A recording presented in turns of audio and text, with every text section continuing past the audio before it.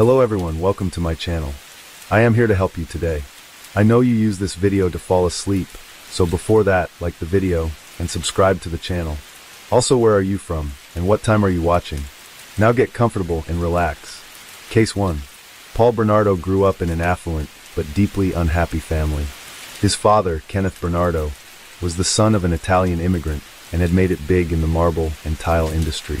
In 1960, Kenneth met and married his wife and Paul's mother, Marilyn, and the pair settled in Scarborough. However, just weeks after the marriage, cracks began to show in the relationship, culminating in Kenneth being physically abusive to Marilyn.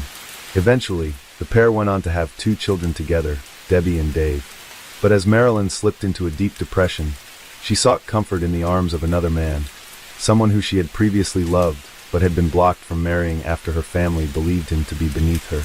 The affair resulted in Marilyn becoming pregnant and eventually, on August 27, 1964, after complicated birth, Paul was born. Marilyn remained in the marriage with Kenneth, and the family of 5 lived together in a large middle-class home in Guildwood, east of Toronto. Growing up, Paul was known as a smiley, happy boy.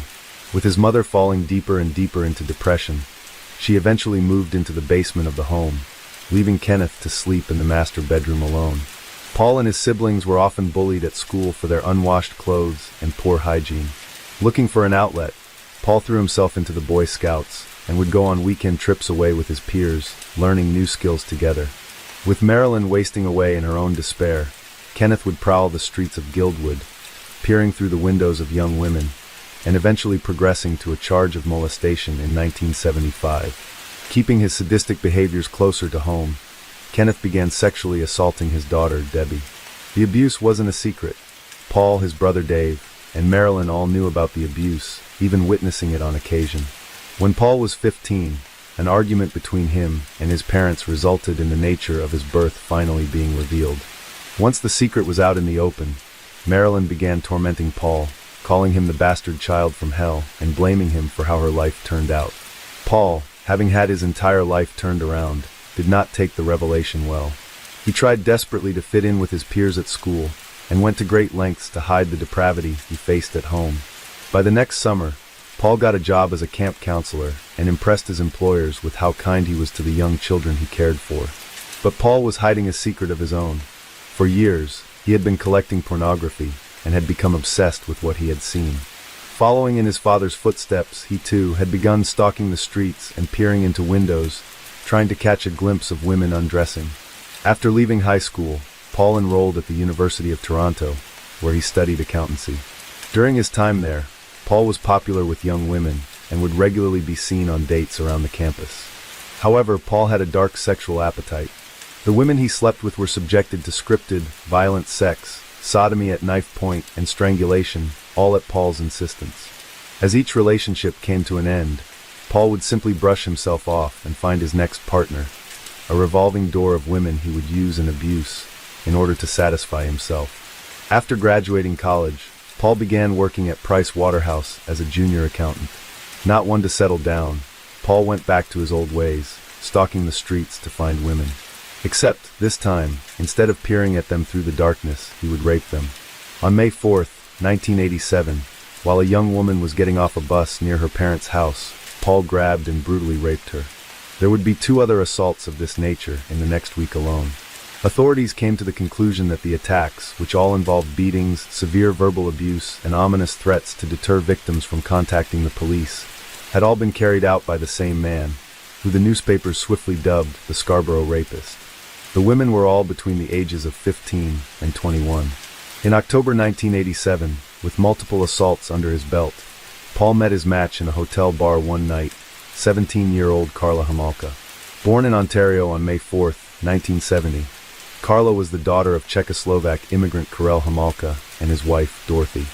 With 2 sisters, Lori and Tammy, Carla was known for being pretty, popular, and clever. She was a straight-A student with a promising future. But as she grew up, things went awry. In high school, Carla began acting out, not listening to teachers, and falling out with friends. She would frequently lie about suicide attempts and cut herself in a bid for attention. Carla began working as a vet assistant at a veterinary clinic during high school. And as soon as she graduated, she was hired on as a full-time veterinary technician.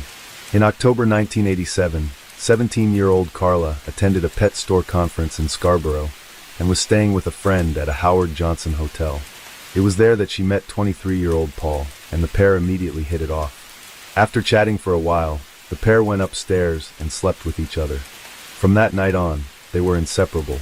Paul would visit Carla as often as he could.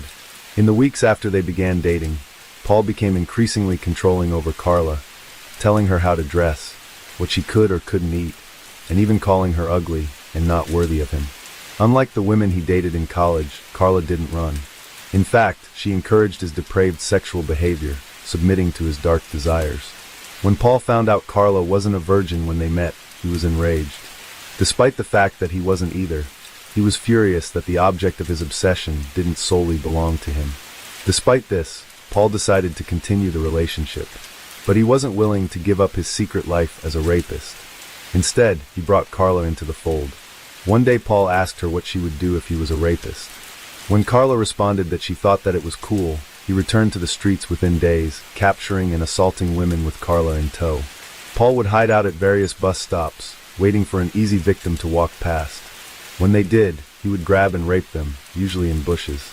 By the end of 1988, he had assaulted or attempted to assault over 13 women, occasionally bringing Carla along to watch.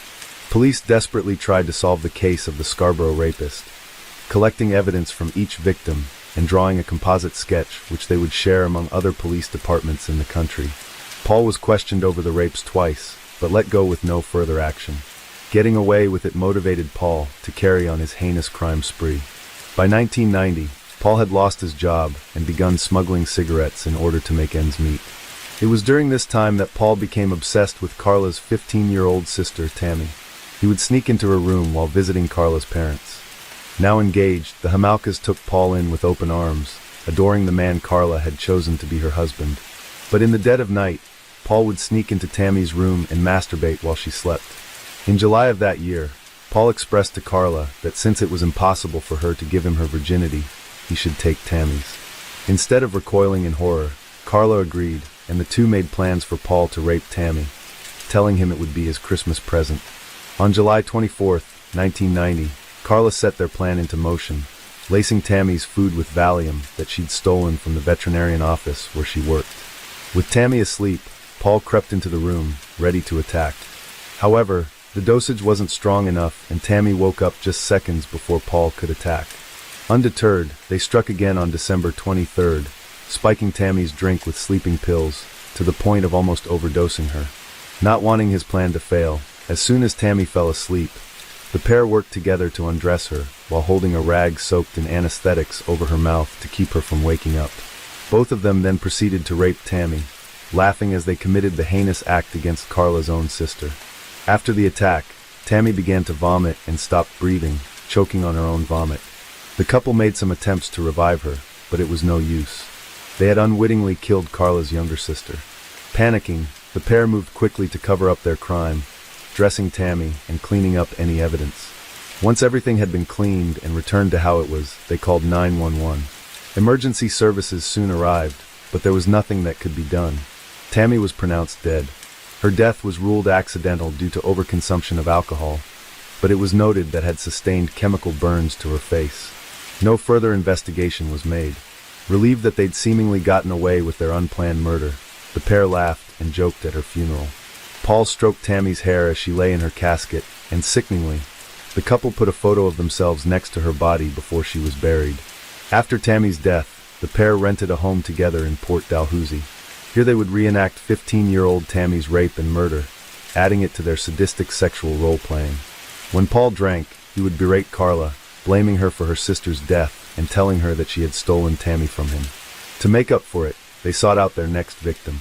On June 7, 1991, Carla invited a teenager she met at work over to the couple's home. After chatting with Carla and Paul for a while, the teen known only as Jane Doe passed out. Her drink had been laced with triazolam, a fast-acting sedative. At this point, Carla presented the sleeping teenager to Paul, telling him that she was a surprise gift for their upcoming wedding. As Jane Doe slept, the couple raped her, filming themselves in the act. The next day, the teen woke up and left the home, not realizing what she had been subjected to the previous night. Just days later, on June 15th, Paul met 14-year-old Leslie Mahaffey in Burlington after he'd driven there with the intention of stealing license plates to use for his cigarette smuggling activities. Leslie had missed her curfew by just minutes after attending a funeral and had been locked out of her home as a result. Unable to find anywhere else to sleep, Leslie walked the streets. During her wandering, Paul approached her and told her he was on his way to break into someone's house. Leslie simply asked him if he had a cigarette and offered to accompany him on his burglary. On the way back to his car, Paul grabbed Leslie, blindfolded her, and forced her into the back of his car. Once home, Paul shouted to Carla to come and see their new plaything, and the pair dragged the terrified 14-year-old inside. Inside, the pair recorded themselves torturing Leslie. With Bob Marley and David Bowie music playing in the background, the pair brutalized her. Paul taunted her, saying, still blindfolded, Leslie screamed out in pain, desperate for the attack to end, and begging for them to let her go. The next day, the couple decided it was possible that the teen could recognize them, so they concluded she needed to die. She was given a lethal dose of triazolam and strangled by Paul. Once dead, they moved her body to the basement and would later set about dismembering the teenager. Encasing her in cement, her body was dumped in Lake Gibson. On June 29, 1991, the same day Paul and Carla were married, Leslie's body was discovered offshore of the lake by a father and son who were out fishing. Authorities were called, and Leslie was identified by her dental records. Not yet tied to the Scarborough rapist, police opened a murder investigation.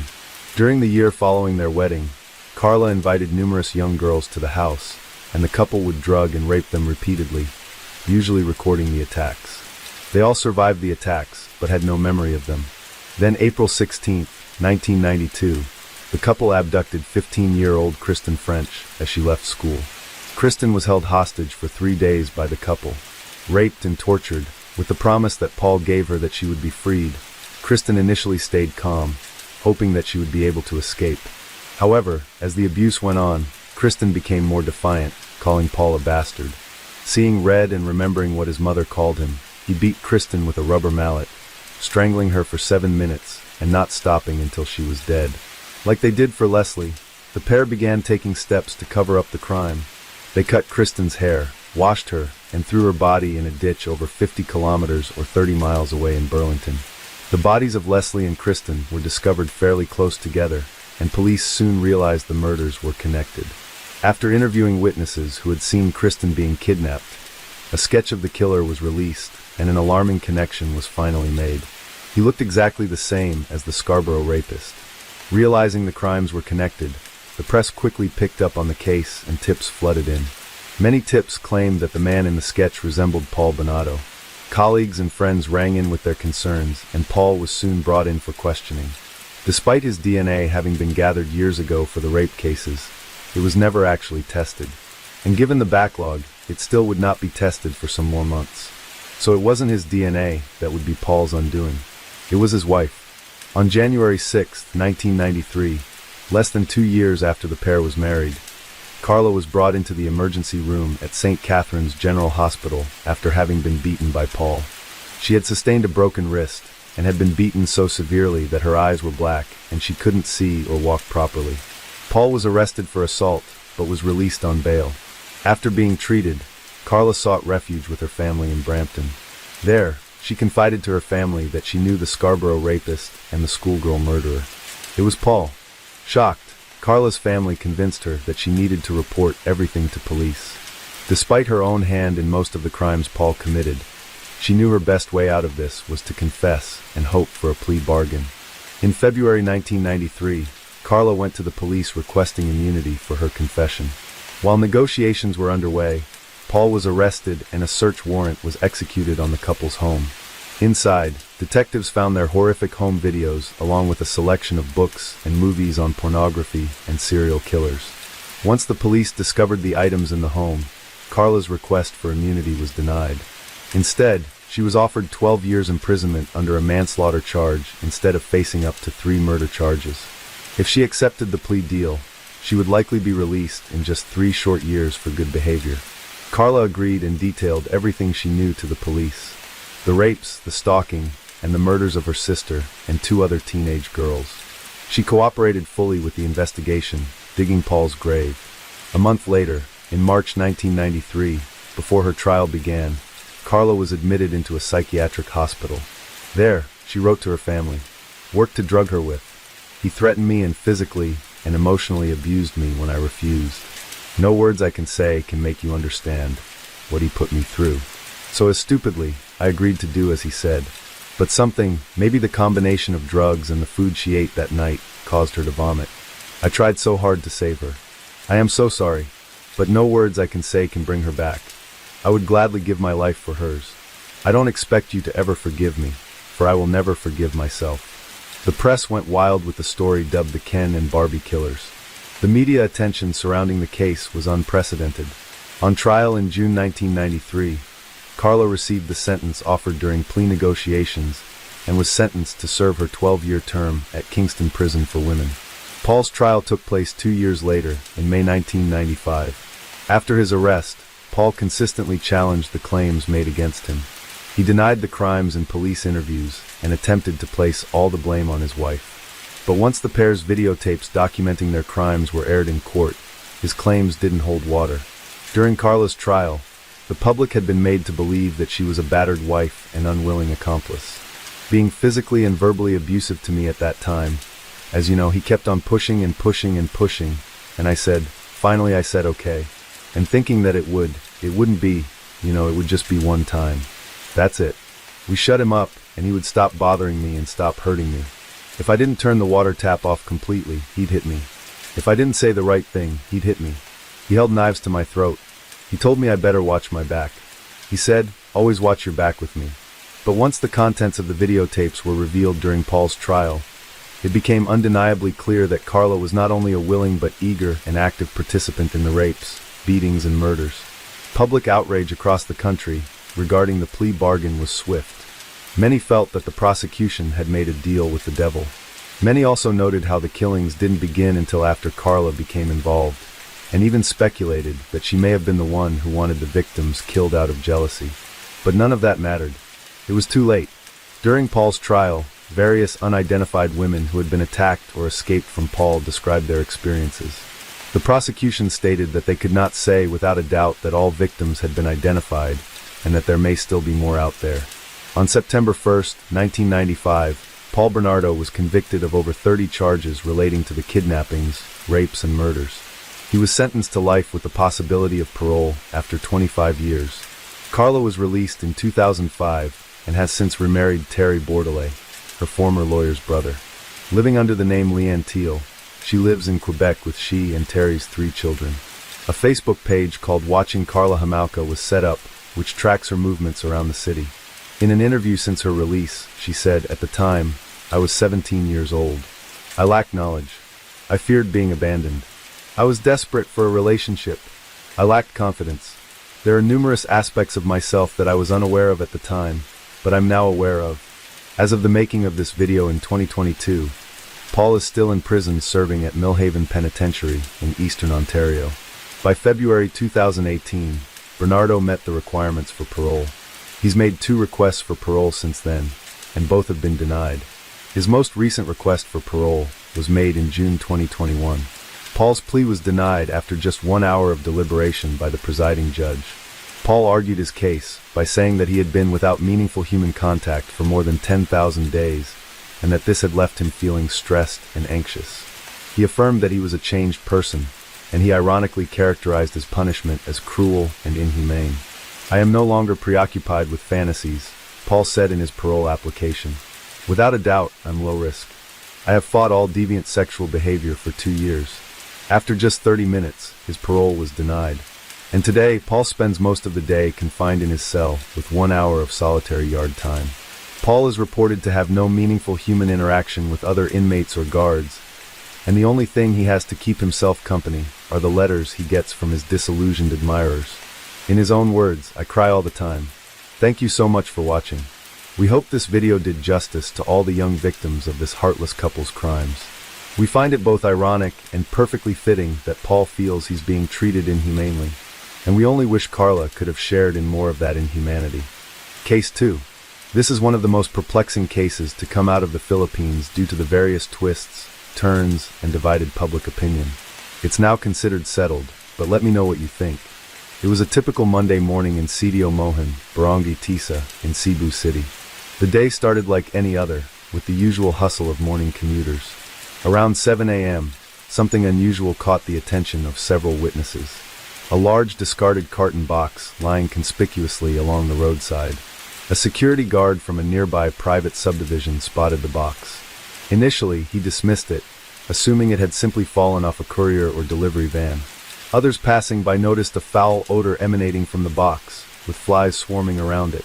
Yet, no one intervened. Fast forward to 1 p.m. A street sweeper on duty decided to move the box away from the road.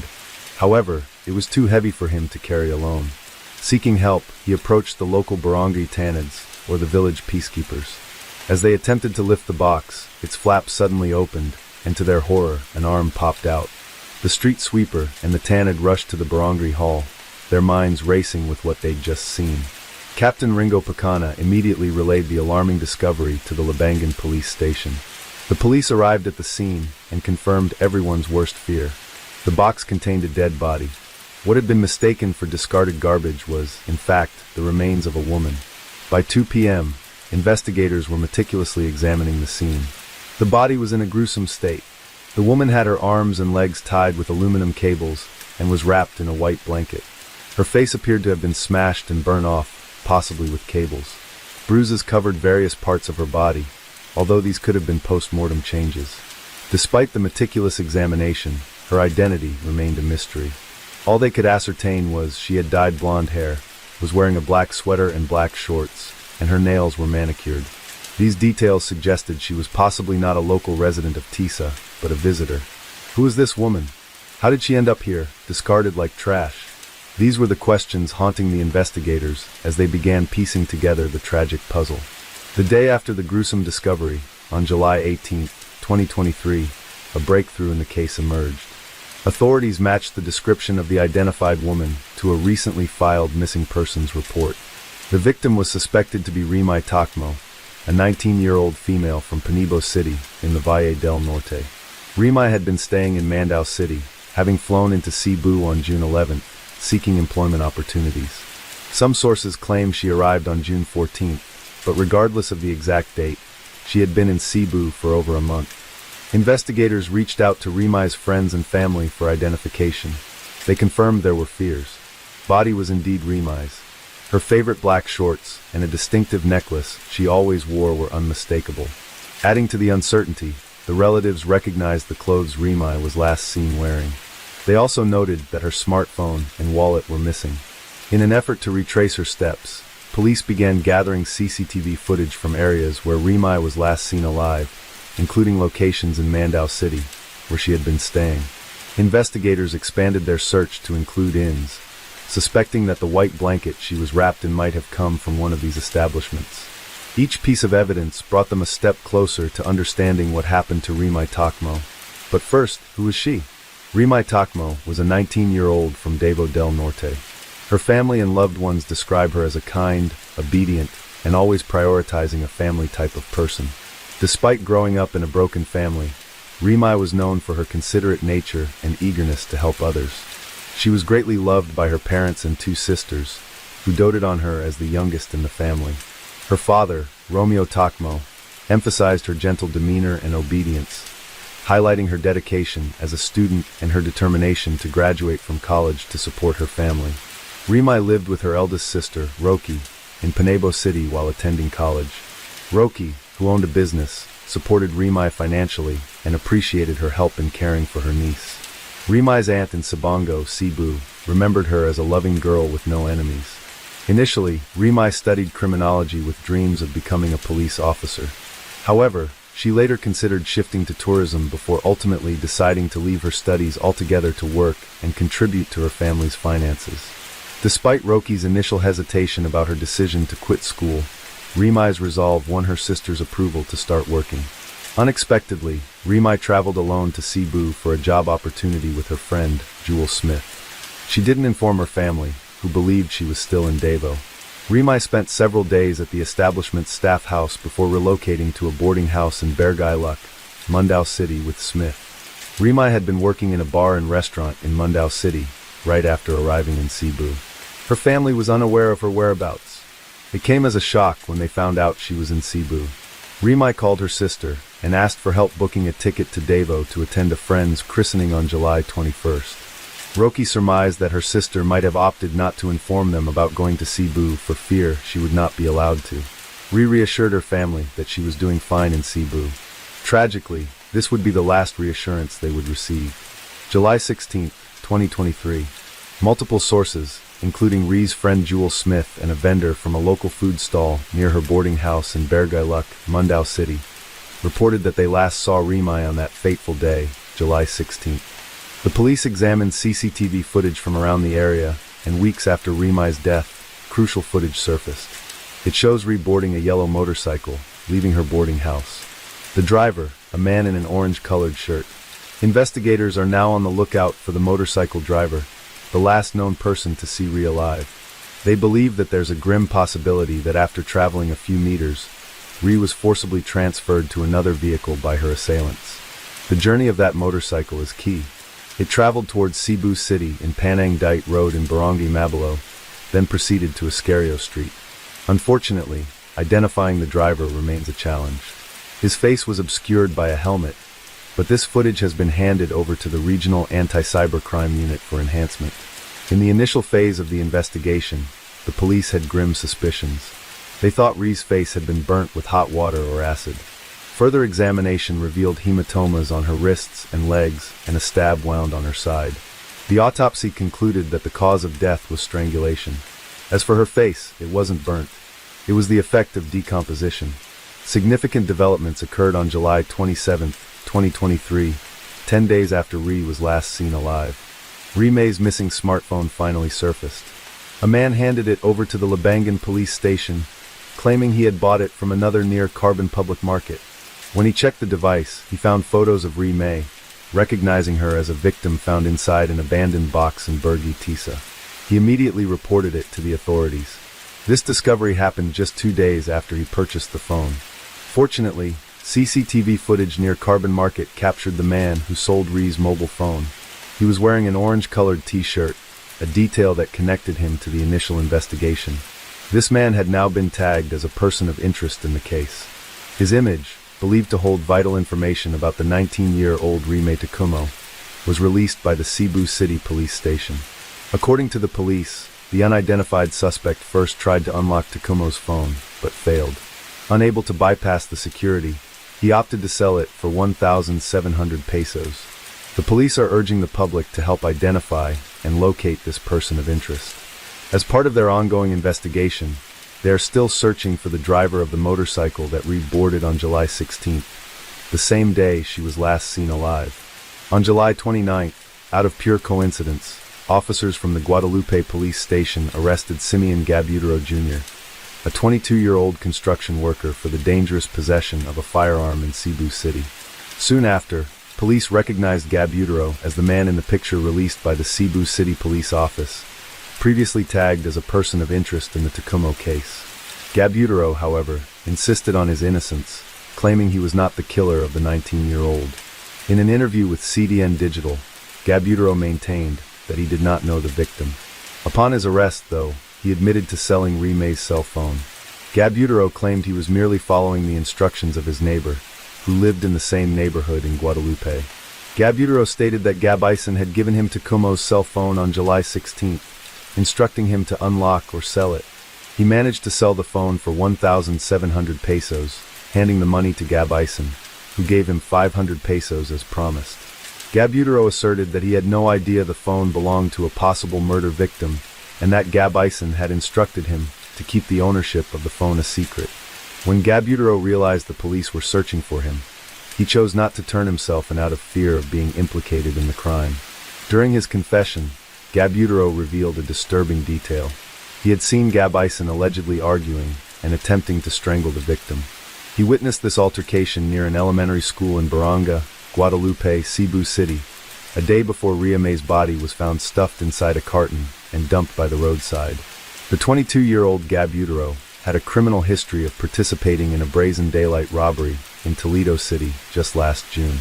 Alongside another unnamed suspect, Gabutero allegedly robbed a businesswoman at her home in Sidiabad. They made off with 8,000 pesos in cash and valuables, including jewelry and gadgets, worth over 150,000 pesos. Robbery charges were filed against Gabutero on July 7th, roughly 10 days before he reportedly involved in the tragic death of Ria May Tacoma. On July 30th, to verify Gabutero's claims, the police tracked down Gabutero Gabison, who was arrested on an unrelated charge of illegal drug possession.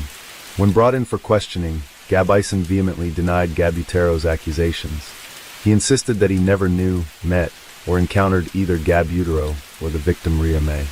As part of the meticulous investigation, the police conducted DNA testing for both Gabutero and Gabison on August 4th. This forensic examination was crucial in examining any possible connection between the suspects and the evidence found at the crime scene. The authorities are leaving no stone unturned in their pursuit of justice for Ria May. Despite the arrests and ongoing investigation, the police continue to appeal to the public. They urge anyone with information about what happened to Ria May and who might be responsible for her death to come forward. Meanwhile, there's concern amongst the public about the rapid identification and apprehension of the suspects.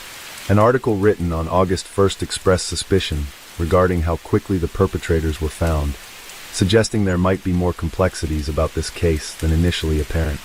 On August 5th, while the results of the DNA test were still pending, several individuals claiming to have information about the gruesome killing surfaced, causing a flurry of speculation on social media.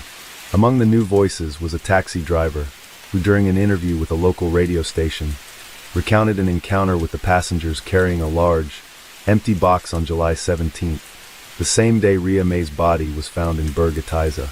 According to the taxi driver, one of the passengers was a petite woman with various tattoos, and she was carrying a large, empty box. She was accompanied by a foreign-looking man. The pair had boarded his taxi at B. Rodriguez Street and were heading to a condominium in Burgatiza. The taxi driver's description seemed to implicate Jewel Smith, one of Ria May's closest friends. On August 7th, a visibly distressed Jewel Smith went to the Cebu City Police Station to clear her name. Smith asserted her innocence, stating she had not left her boarding house in Burg Ilok, Mandaue City, since clocking out from her job at a bar at AS Fortuna on July 16th. Last July 17th, I was just in Ilok. My neighbors could testify to that. I really don't like going out, Smith declared. She also denied being on B. Rodriguez Street or in Burg Ilabongan on July 17th. Smith stood by her previous statements that the last time she saw Ria May was on July 16th. Since the taxi driver's interview, Jewel and her family have been subjected to hate, prejudice, and baseless accusations on social media. Her photos circulated online without her permission, compounding her distress.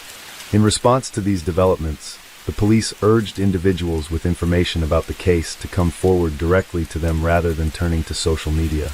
Smith is also considering filing charges against the taxi driver for spreading lies and causing undue stress to her and her family. When Ria May did not return to her boarding house the next day, Smith filed a missing persons report, which was then referred to the police. As the police continue to investigate, they have taken into account both the taxi driver's and Smith's statements. However, they remain focused on Gabutero and Gabison as their primary suspects, ruling out Smith and acknowledging her cooperation with their inquiries. On August 10th, Simeon Gabutero Jr., a construction worker, finally confessed to being the perpetrator. Police Colonel Aranio Dalagdag of the Cebu City Police Office announced in a press conference that the murder charges would be filed against Gabutero. This confession came after DNA test results showed samples under Ria May's fingernails matched Gabutero's DNA. Gabutero admitted to killing Ria May when she visited his boarding house in Barangay Guadalupe early on the morning of July 16th. He claimed that Ria, whom he had met through Facebook, was his girlfriend. They had been in a long-distance relationship since December 5th of the previous year, but had never met in person until that day. On July 16th, they agreed to meet for the first time at Gabutero's boarding house around 6 a.m. Gabutero said he became enraged when he discovered that Ria had made multiple Facebook accounts and received messages from other men. His jealousy and anger boiled over, especially considering the money he had been sending her from his meager earnings. Gabutero, who earned 400 pesos daily as a construction worker, had been sending money to Ria since they became a couple. His frustration grew when he found drug paraphernalia in Ria's bag, feeling that his hard-earned money was being misused. However, to Gabutero, when he confronted Rhea, she laughed at his outburst, which further infuriated him. In a fit of rage, he squeezed her neck. Rhea did not scream, but only held on to his hand in an attempt to resist. Jewel Smith, Rhea's friend, mentioned that Rhea had been drinking before the incident, which had explained her inability to fully resist the attack. Gabutero also expressed anger that Rhea had not informed him of her arrival in Cebu. After realizing she was dead, he wrapped her in a blanket, tied her up with pieces of garter and shoestring, and placed her inside a cardboard box. With the help of another person, he transported her body on his motorcycle and dumped it in an overgrown area in Barangay Tisa. Gabutero denied burning Rhea's face, a detail the medical legal officer explained could have resulted from decomposition, as she had been dead for over 24 hours. Distraught and filled with regret, Gabutero told the police that he was ready to face the consequences. His confession, detailed in an extrajudicial statement signed on August 10th, also revealed an attempt to frame his neighbor, Roberto Gabison, due to a past dispute. The police confirmed that no evidence linked Gabison to Rhea May's death, and Gabutero's admission cleared him of any involvement. Similarly, no evidence implicated Jewel Smith. Discrepancies in the taxi driver's claims, such as the timing and description of the box, further exonerated her. Gabutero, in his confession, admitted to killing Rhea inside his boarding house at approximately 6 a.m. Additionally, CCTV footage captured Gabutero attempting to dispose of Rhea's body around 10 p.m. the same day. The footage showed him transporting the box containing her body on a motorcycle. However, Gabutero has remained tight-lipped about the identity of the backrider who was with him at the time. Despite the confession and mounting evidence, Rhea May's family were shocked and dissatisfied with the outcome. They firmly believed that Rhea was not in a relationship and that the confession tarnished her reputation, adding insult to their grief. Rhea's family has called for a parallel investigation into her brutal killing. They questioned the credibility of Gabutero's confession, stating, "The family felt that the allegations made by Gabutero in his extrajudicial confession were not thoroughly vetted." They criticized the police for not verifying claims that Gabutero and Rhea knew each other since December 2022, or that he had sent money to her through Gcash. The family showed mistrust of the investigation and publicly scrutinized the case. In a press conference on August 11th, Police Mayor Angelito Valasar, chief of Labangan Police Station, responded to the concerns raised by Rhea May's family. He urged them to visit the police station to personally review the evidence in their possession. Valasar expressed respect to the family's concerns and emphasized the importance of transparency in the investigation. Meanwhile, a significant development occurred when the motorcycle taxi driver who transported Rhea May to Barangay Guadalupe from Barangay Loc in Mandaue City came forward. Marjun Carrel, a resident of Lapu-Lapu City, appeared at the Labangan police station on August 11th to clear his name. Carrel stated that he recently realized that Rhea May was the passenger he had transported when he recognized his motorcycle in social media posts. He had no intention of hiding, explaining that he simply brought the passenger to Guadalupe for a fare of 300 pesos. On the dawn of July 16th, Carrel took Tacmo from Barangay Loc to Gabutero's residence. He even had to ask for directions from people on the streets. Quote, "I only found out yesterday, Thursday, August 10th, that my passenger had passed away. I knew there was a murder, but I didn't know that she was the passenger." This confirmation corroborated Rhea May's presence at Gabutero's home prior to her death. Adding to this, Gabutero's mother also confirmed Rhea May's presence at their place. She explained that she had left her apartment before Rhea May arrived because Gabutero had told his family to leave as he would be having a female guest. When she returned an hour later to cook breakfast, she knocked on the door at 6 a.m. and found Gabutero alone and sweating when he answered. Later that evening at 7 p.m., she discovered a carton box and questioned Gabutero about its contents. He claimed it was filled with clothes. At 10 p.m., Gabutero asked his younger brother to help him move the box, still insisting it contained clothes. On August 14th, the police presented the evidence recovered to Rhea May's relatives, proving that Simeon Gabutero was behind the killing. This evidence included a black jacket Gabutero wore, the red helmet and white jacket worn by his younger brother when he disposed of Rhea May's body, as well as Gabutero's bag and the shirt he wore when he sold Rhea May's cell phone. In a sworn statement, Simeon's younger brother recounted their journey. They were headed to Sitio Mohan, carrying a cardboard box that Simeon claimed held clothes. Little did the boy know he was partaking in the disposal of a body, which was found the following morning on the roadside of Mohan. The evidence began to stack up. CCTV footages, witness statements, and forensic evidence all pointed in one direction, towards Simeon Gabutaro.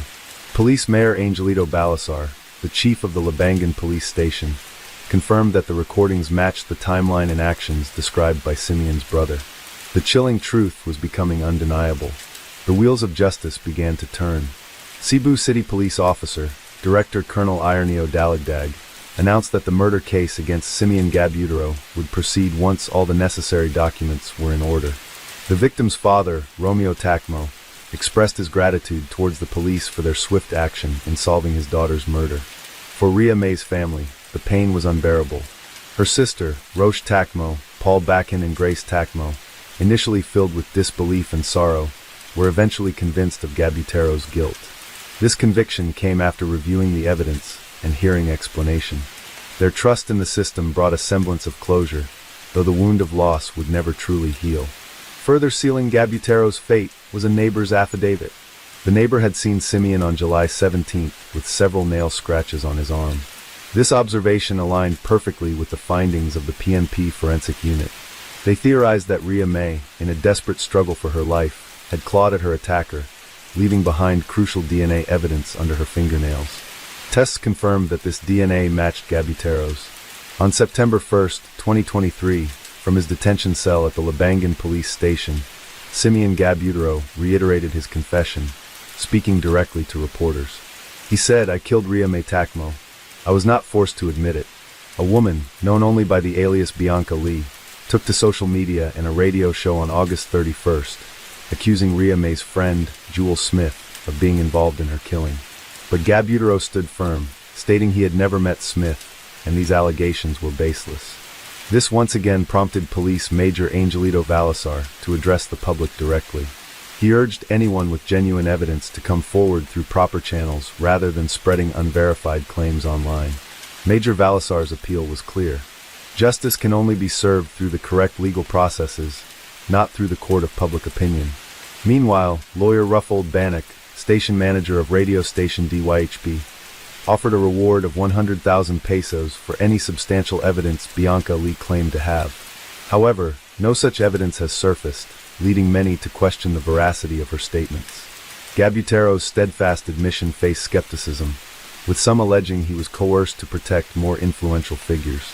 Major Balasar countered these claims, emphasizing the transparency and integrity of the investigation. Representatives from the Commission on Human Rights were present throughout, ensuring no force were used during Gabutaro's confession. The legal machinery continued to move forward. On August 18, 2023, murder charges were officially filed against Gabutaro and his 15-year-old brother, who had admitted to aiding and disposing of the box containing Ria May's body. Despite the younger brother's lack of knowledge about the box's contents, his involvement in the disposal led to the charges. Major Balasar expressed confidence in the strength of the case against the Gabutaro brothers. He asserted that even if Simeon attempted to retract his confession, the overwhelming evidence gathered would uphold the charges. Amidst this firestorm of speculation and social discussion, we must remember it's a young woman who wanted to support her family, and who had a full life ahead of her who lost her life. But the case of Ria May Tacmo stands as a testament to the dedication of the law enforcement official, who despite heavy criticism, doubt, and controversy, worked tirelessly to seek the truth. Case 3. A visibly nervous 73-year-old man arrived at the hospital with what medical staff originally assumed was his daughter. But as doctors examined the girl, they were silently horrified. The girl looked old enough to be the older man's wife instead of his daughter. Her skin was nearly void of color, and the few teeth she had remaining were rotten and barely hanging on. Their horror was magnified when they learned the girl was actually his granddaughter, and that she was just 19 years old. But the shock that the medical staff and police felt at that point would pale in comparison to what they would soon learn were the circumstances that led to what they were seeing. In the words of the victim, "No one is going to believe me." After 24 years of captivity, over 3,000 rapes, and 7 children fathered, today we're talking about one of the most infamous kidnappings in history, involving one of the longest times spent in captivity. There have been cases of children being kidnapped and stowed away in secret basements before, but the planning and extensiveness of this case is exceptionally disturbing. Joseph Fritzl was an only child. He was born on April 9, 1935 in Amstetten, Lower Austria, to parents Maria and Joseph Fritzl Sr. Fritzl Sr.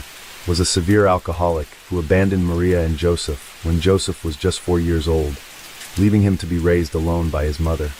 Fritzl Sr. ultimately died in battle during World War II, fighting for the armed forces of Nazi Germany. His name appears on a memorial plaque in Amstetten. In 1956, 21-year-old Joseph Fritzl married 17-year-old Rosemary. At the time, Joseph was a well-known and respected electrical engineer. In 1967, just over 10 years after the couple had been married, Joseph's deviant behavior began to come to light. Joseph broke into the home of a 24-year-old nurse and raped her at knife point. He was arrested and served 12 months of his 18-month prison sentence before being released. Joseph was also named as a suspect in the attempted rape of a 21-year-old and also had a history of indecent exposure. Despite the conviction and his history, Joseph and Rosemary's marriage continued. They would go on to have 7 children together, 3 sons and 4 daughters. In 1966, Joseph and Rosemary welcomed their 4th child, Elizabeth, having had 2 other daughters and 1 son before her. Elizabeth's childhood was a struggle, to say the least. Joseph's toxicity permeated their day-to-day lives, with he and Elizabeth getting into frequent arguments that would result in her getting beaten. The beatings were not exclusive to Elizabeth, as Joseph was abusive to his wife and all of his children. Elizabeth received the majority of the beatings because she was one of the only ones willing to stand up to her authoritarian father. Aside from Joseph being physically abusive toward her and her siblings, he also began sexually abusing Elizabeth from the time she was 11 years old. After completing her government-required education at age 15, Elizabeth began a course to become a waitress. But before she finished, she decided she'd suffered enough of the abuse she was receiving at home, and in January 1983, she and a friend from work ran away from home to Vienna. Police found her within 3 weeks and returned her to her parents. Upon her return, she continued the course she was taking to become a waitress and was ultimately offered a job in the nearby city Linz. Elizabeth thought her life was finally about to change for the better. Unfortunately, nothing could be further from the truth. Knowing that Elizabeth would soon be bound for Linz and completely out of his control, it was time for Joseph to execute his long-awaited plan. On August 28, 1984, shortly after Elizabeth turned 18, Joseph lured her into the basement of the family home by lying and telling her he needed help carrying a door. In reality, for the last 6 years, Joseph had been building what he told his family was an underground fallout shelter. While some might think this to be a bit suspicious, the Cold War between the United States and the USSR was raging on, and the lingering threat of nuclear warfare was always looming. So building a nuclear fallout shelter in your house was not uncommon. But Joseph was not building a fallout shelter. The shelter was simply his cover story. On that August night, Elizabeth was about to find out what he was really building when she helped her father secure the final door to the area. She held the door in place while he attempted to secure it, shortly before slamming it in her face and knocking her backward into the shelter, or more accurately, the prison. He ran in with an ether-soaked towel, covered her mouth, and waited for her to fall unconscious. This would be the beginning of her new life, a life of living separate from society, barely kept alive by her captive father. The prison was a cramped but cleverly planned room, hidden behind a small square entrance that featured an elaborate keypad lock that Joseph guaranteed only he could operate. On top of that, even getting to the final entry door of the room required getting past, not 1, not 2, but 8 locked doors within the elaborate labyrinth that Joseph had meticulously planned and built. Upon Elizabeth's disappearance, Joseph and Rosemary reported their missing daughter to the police. Joseph told the police she had run away to join a cult, and that he suspected this was coming when he noticed her growing interest in the occult. However, he was the only one that seemed to think Elizabeth had any interest in cults, as Rosemary and other family members saw such signs. However, police did confirm the previous report where Elizabeth had run away with her co-worker, and because of this, they suspected she had indeed simply run away again. The theory was backed by a letter from Elizabeth, which Joseph forced Elizabeth to write, where she explained that she was tired of living with her family and warned her parents to not look for her or else she'd leave the country. The letter was the final piece that convinced the police that Elizabeth left voluntarily, so they closed the case. Meanwhile, Joseph visited Elizabeth in the underground prison almost daily to bring her food and other supplies. Beginning on her second day of captivity, he also visited almost daily to rape her, sometimes several times per day. Later, Joseph would admit that he distanced himself from what he was doing by never looking Elizabeth in the face when he raped her. After 5 years of Elizabeth living alone in the prison, during which time Joseph would hardly ever even speak to her, the babies started to come. At first, having a baby in the cellar with her was terrifying for Elizabeth, but they also provided much-needed company for her, as well as a purpose for living after so many years where she'd contemplated suicide. Over her 24 years of captivity, Elizabeth gave birth to 7 children by her father. For reasons still unclear, 3 of those children were chosen by Joseph to live openly upstairs with him, his wife, and the rest of the family. Joseph achieved this by placing all 3 of the children on the family porch at different points along with more letters he'd forced Elizabeth to write. In the letters, she'd state that she was dropping the children off for her parents to take care of because she couldn't handle the responsibility. Of the 4 children relegated to live with Elizabeth in the basement, one of them was born with respiratory issues, and he died shortly after birth. The other 3, Kirsten, Stefan, and Felix, remained in the dungeon with Elizabeth. Elizabeth was refused medical attention and was forced to give birth to all 7 children in the basement without any medical assistance. To prepare for them, Joseph provided Elizabeth with disinfectant, a dirty pair of scissors, and a book on childbirth from the 1960s. When Michael, the child with respiratory issues, died, Joseph cremated his body in their oven. Social workers were called to their residence on multiple occasions, considering the way the children were all supposedly left at the door, and Joseph convinced them all of his story. There were, however, several indications that something was awry. When the second child was left on the Fritzl's doorstep, it was Rosemary Fritzl who discovered the child. She reported to a social worker that just before midnight, she heard a baby crying outside the door. She opened the door to find the child laying there in a baby carriage. Just then the phone rang. She answered it, and someone claiming to be Elizabeth was apologizing for leaving her child on their doorstep. Rosemary immediately recognized that the call was a recording and not a live person, so she hung up. But the phone rang again immediately. When she answered the second time, the same message was replayed. In addition to the recording being a concern, Rosemary also noted to the social worker that she found the call odd since they had recently changed their home phone number, and no one should have known the new number at that point. In hindsight, others also noticed signs. Joseph's sister-in-law reported that he would go into the basement every morning at 9 a.m. explaining that he was making blueprints and building new machines to sell to clients. But he warned that no one was ever to bother him or come down into the basement while he was working. The Fritzls also rented out a bedroom in their home, which happened to be directly above the basement. One of the tenants reported he would hear noises at night and would bring his concerns to Joseph. But Joseph would always assure him it was nothing more than faulty pipes and house-settling noises. Another tenant who lived there over a 4-year period noted that his dog would randomly become alert in the middle of the night, sniffing and growling at seemingly nothing. The tenant would look around the house to find whatever his dog was suspicious of, but never found the cellar door or anything of concern.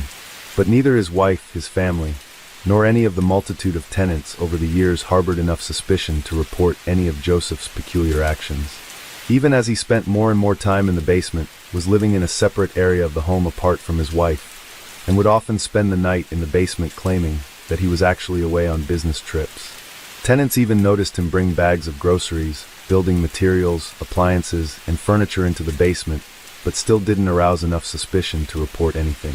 Despite the unfortunate circumstances surrounding the births of her children, Elizabeth loved and cared for the 3 children that lived with her as well as she could. Investigators and reporters expressed how impressed and inspired they were by how well Elizabeth managed to raise her kids considering their circumstances. Elizabeth requested that Joseph bring her books regularly so she could teach the children to read and write, and she made sure they learned about the outside world and its culture through the television and radio that Joseph allowed them to keep downstairs.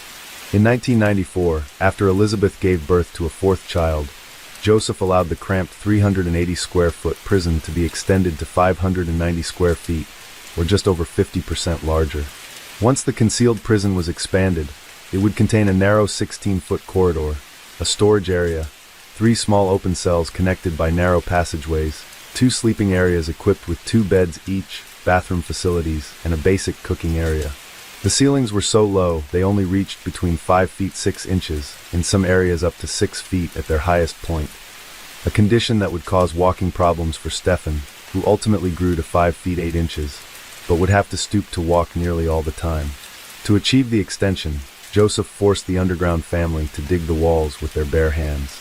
He warned them that touching the inside of the cellar door he came down from would electrocute them, and that if they ever tried to escape, they would instantly be gassed. While police confirmed that there was no gas supply to the basement, and that this was likely a threat to scare the family, Joseph punished them in other ways for even the smallest acts of disobedience.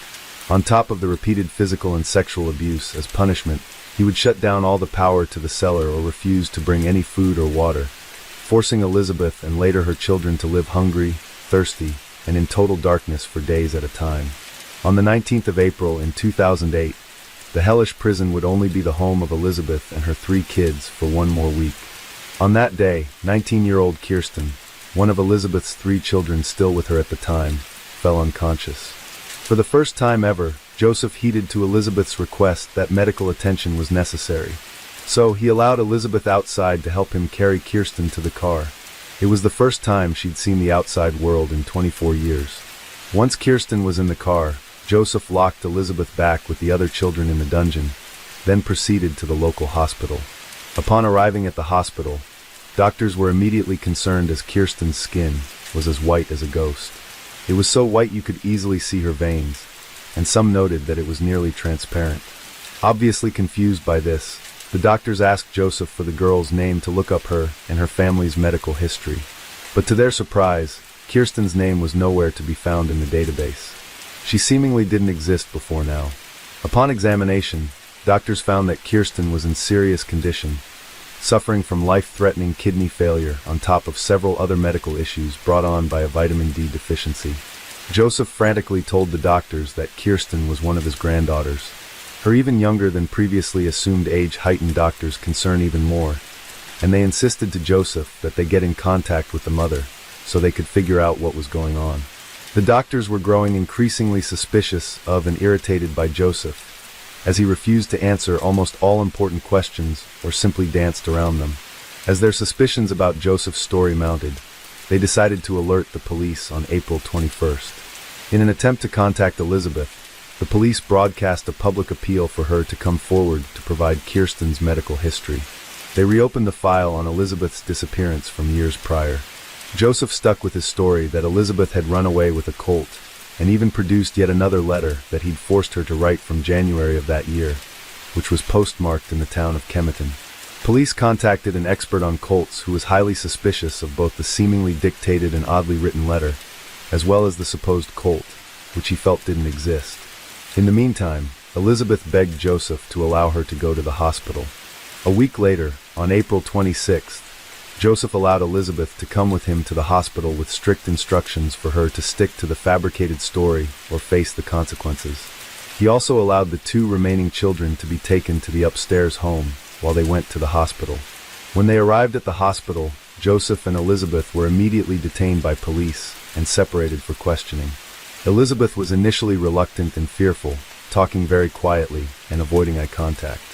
The doctors and authorities' first suspicion was that Elizabeth was an abusive mother and that her treatment and neglect of her daughter was the cause of Kirsten's health issues. But they quickly began questioning that theory once they saw that Elizabeth shared the same ghostly features of white hair and pale white skin.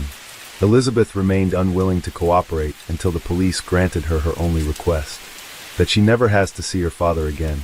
Once police agreed, she told them everything.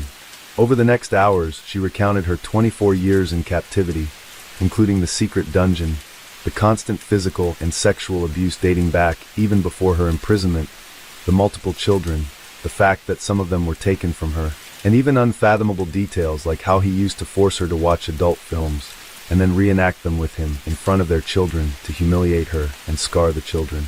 Police forced Joseph to give them the key code to his electrical lock and immediately began investigating the home and basement. On the same night he and Elizabeth came to the hospital, Joseph, 73 years old at the time, was arrested and taken into custody. 3 days later, on April 29th, DNA evidence confirmed that Elizabeth was telling the truth, and that all 6 of Elizabeth's remaining kids were biologically Joseph's. Police also planned to interview every person that had rented the extra bedroom in the house, with the number of former tenants totaling over 100. During the investigation, police found the many letters that Joseph forced Elizabeth to write, one of which seemingly implied that he was planning on releasing her from the basement the following year. The letter stated that she wanted to come home, but that it wasn't possible for her to do so just yet. Police believed and Joseph confirmed that his plan was to free her, but tell everyone in the outside world that he had actually rescued her from the cult she had run away to. He felt he was growing too old to care for his second family underground, and was hatching what he felt was a viable transition plan. Once police began interrogating Joseph, he confessed to everything. He claimed that he simply lived a second life in the basement with his daughter, and that while he may have been forcing her to stay in the basement, the details of their relationship were all consensual. He claimed that the media painted him out to be a monster, but that in reality, he and his second family enjoyed spending time together, and he had a good relationship with Elizabeth and their kids. Despite these false claims, he does admit that something in him was aware that everything he was doing was wrong, but he became so used to his secondary life underground that he didn't care. He acknowledged that what prompted him to keep Elizabeth locked up in the basement is that she no longer adhered to any rules in her teenage years, and that he needed to keep her safe from the outside world by force if he thought necessary. But even though he made statements like that, positioning himself as her protector, he'd also make statements that reflected quite the opposite. He admitted that the decades without sunshine or medical and dental care caused a profoundly negative effect on his daughter's health, stating, "Elizabeth remains strong. She never complains, even as her teeth slowly rot and come out of her mouth one by one. She suffers day and night with unbearable pain and can't sleep." By the time Elizabeth had arrived at the hospital that fateful day, each and every one of her teeth had excruciatingly rotted out of her mouth. Joseph admitted that the reason he wanted to force Elizabeth into carrying all of these children is because of his obsession with being in control. He wanted to own Elizabeth like a piece of property, and made sure that he could do so in every way possible. On the off chance she escaped his dungeon of horrors, he was hoping he could get her pregnant as many times as possible so future partners would be scared off by the large number of children she had, and she'd hopefully be led back to him out of desperation. During Joseph's prison stint for his earlier rape conviction, he admitted that he planned to lock his daughter up so that he could contain and express his evil side.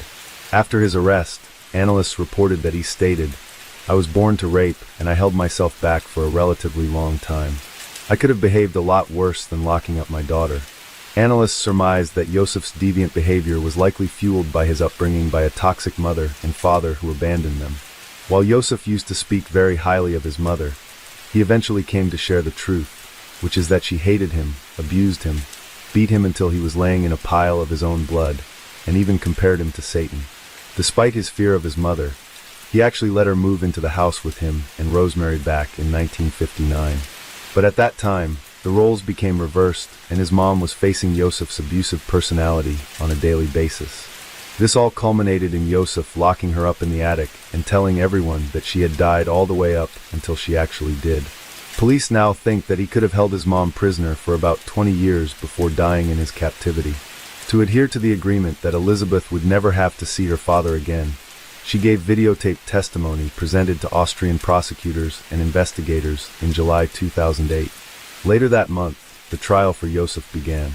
He faced 10 years for the negligent homicide charge of Michael, the infant who died shortly after birth, as well as a maximum of 20 years for rape, incest, kidnapping, false imprisonment, and enslavement. On the first day of the trial, Joseph pleaded guilty to all charges except for the negligent homicide and grievous assault, brought on by threatening to gas his captives if they disobeyed him. His defense attorney encouraged the jury to not be swayed by their emotions and insisted his client was not a monster, citing that he brought a Christmas tree down to his captives during the holidays.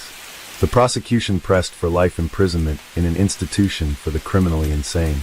She demonstrated with markings on the wall how low the height of the ceiling in the dungeon was, as well as how damp and moldy it was, passing around musty objects from the cellar, causing the jurors to flinch from the odor.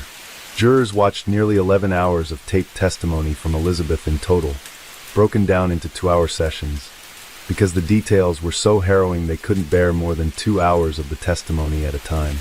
Elizabeth's brother also testified about Joseph's abuse, but his wife Rosemary and the other children from the cellar refused to testify.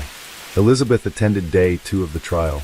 She'd actually attended in disguise the day prior in preparation for a book she'd planned to write about her ordeal. But on this second day of the trial, Joseph recognized that she was in court. Joseph and Elizabeth's eyes met, and Joseph went pale and broke down. The following day of the trial, he immediately approached the judge and changed his plea to guilty on all charges.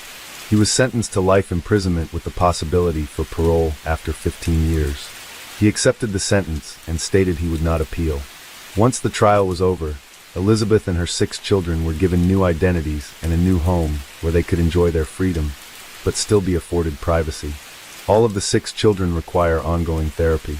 The upstairs children had been traumatized by both Joseph's abuse, as well as learning that he lied to them about their mother abandoning them.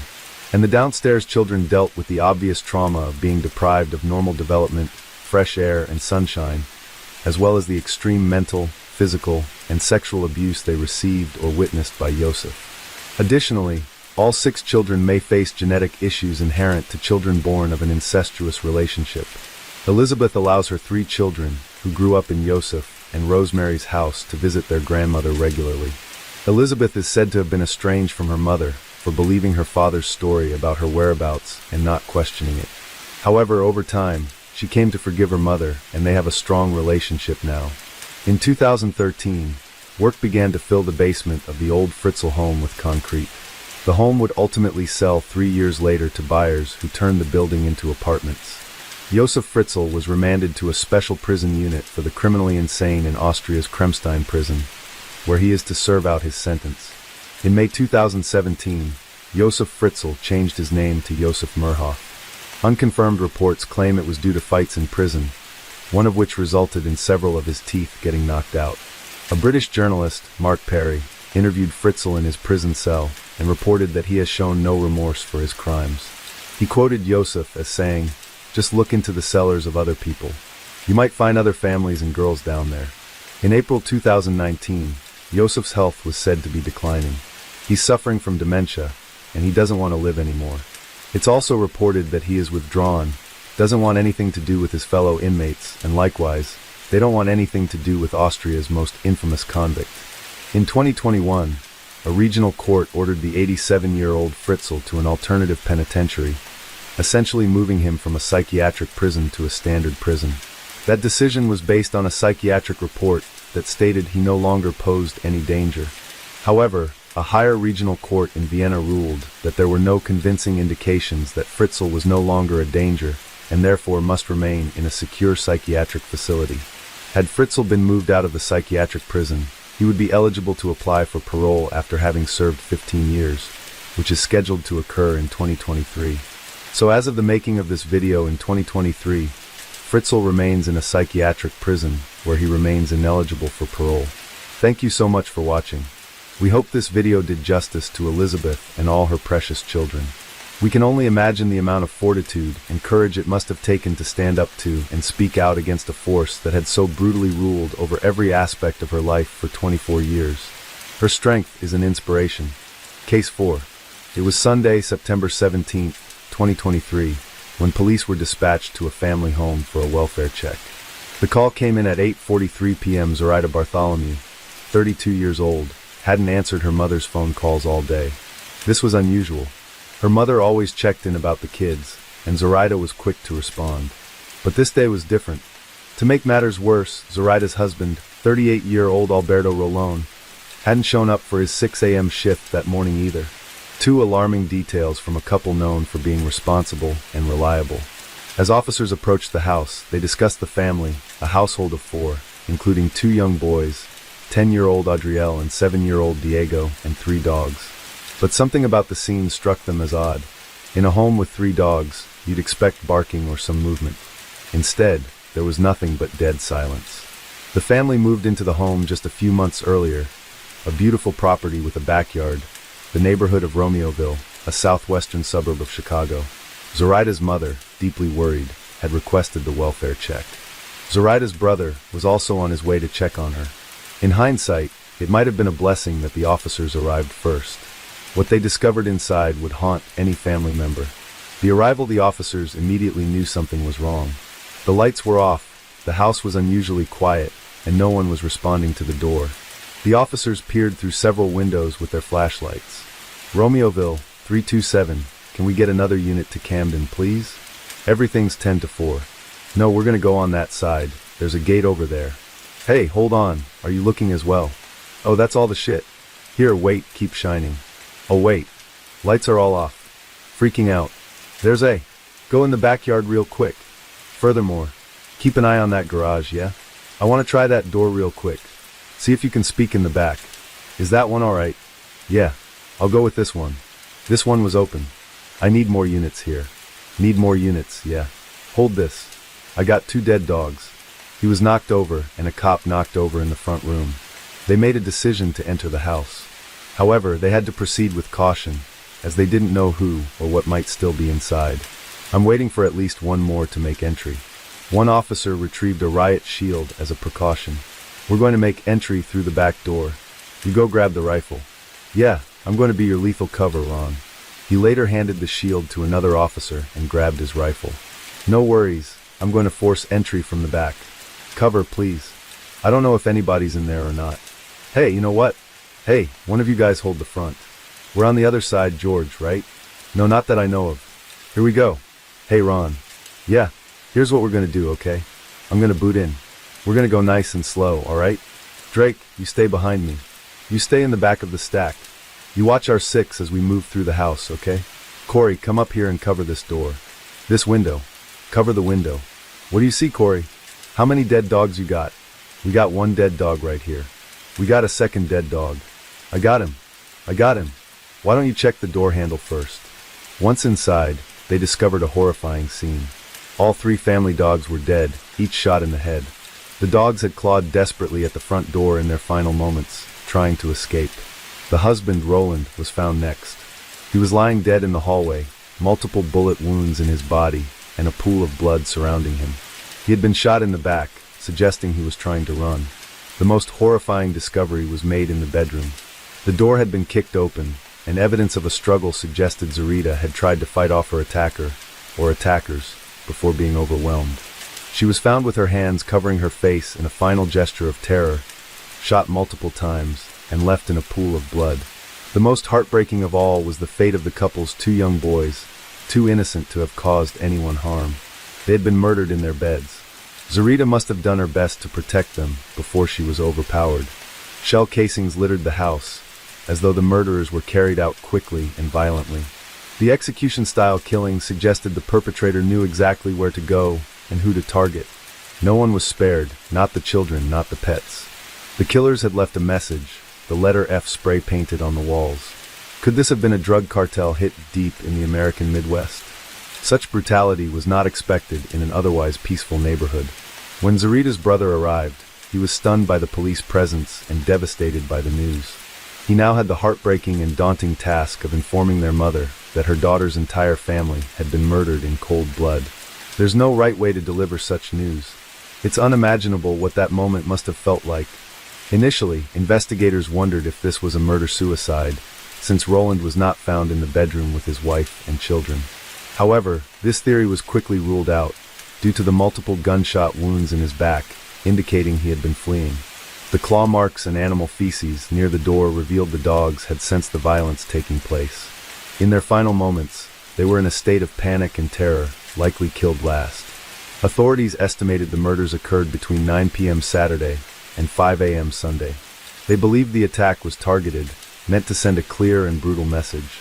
People's response. The family members were devastated. No one could fathom who could commit such a heinous act. Both Roland and Zarita held decent jobs, were not in financial trouble, and had no history or involvement with drugs or gangs. They didn't even own firearms, suggesting they hadn't anticipated any danger. The murder seemed random, senseless, and deeply evil. The Romeoville police enlisted the help of the FBI, ATF, and DEA, suspecting the crime resembled the style of a cartel hit. Neighbors were equally shocked. Devastated this happened to a young family. The fact that nobody heard anything, and these houses are pretty close together, is very sinister. This is devastating to me. I mean, I've been crying on and off all day. Just a young family trying to do better. I'm sorry. It's horrible. It's tragic.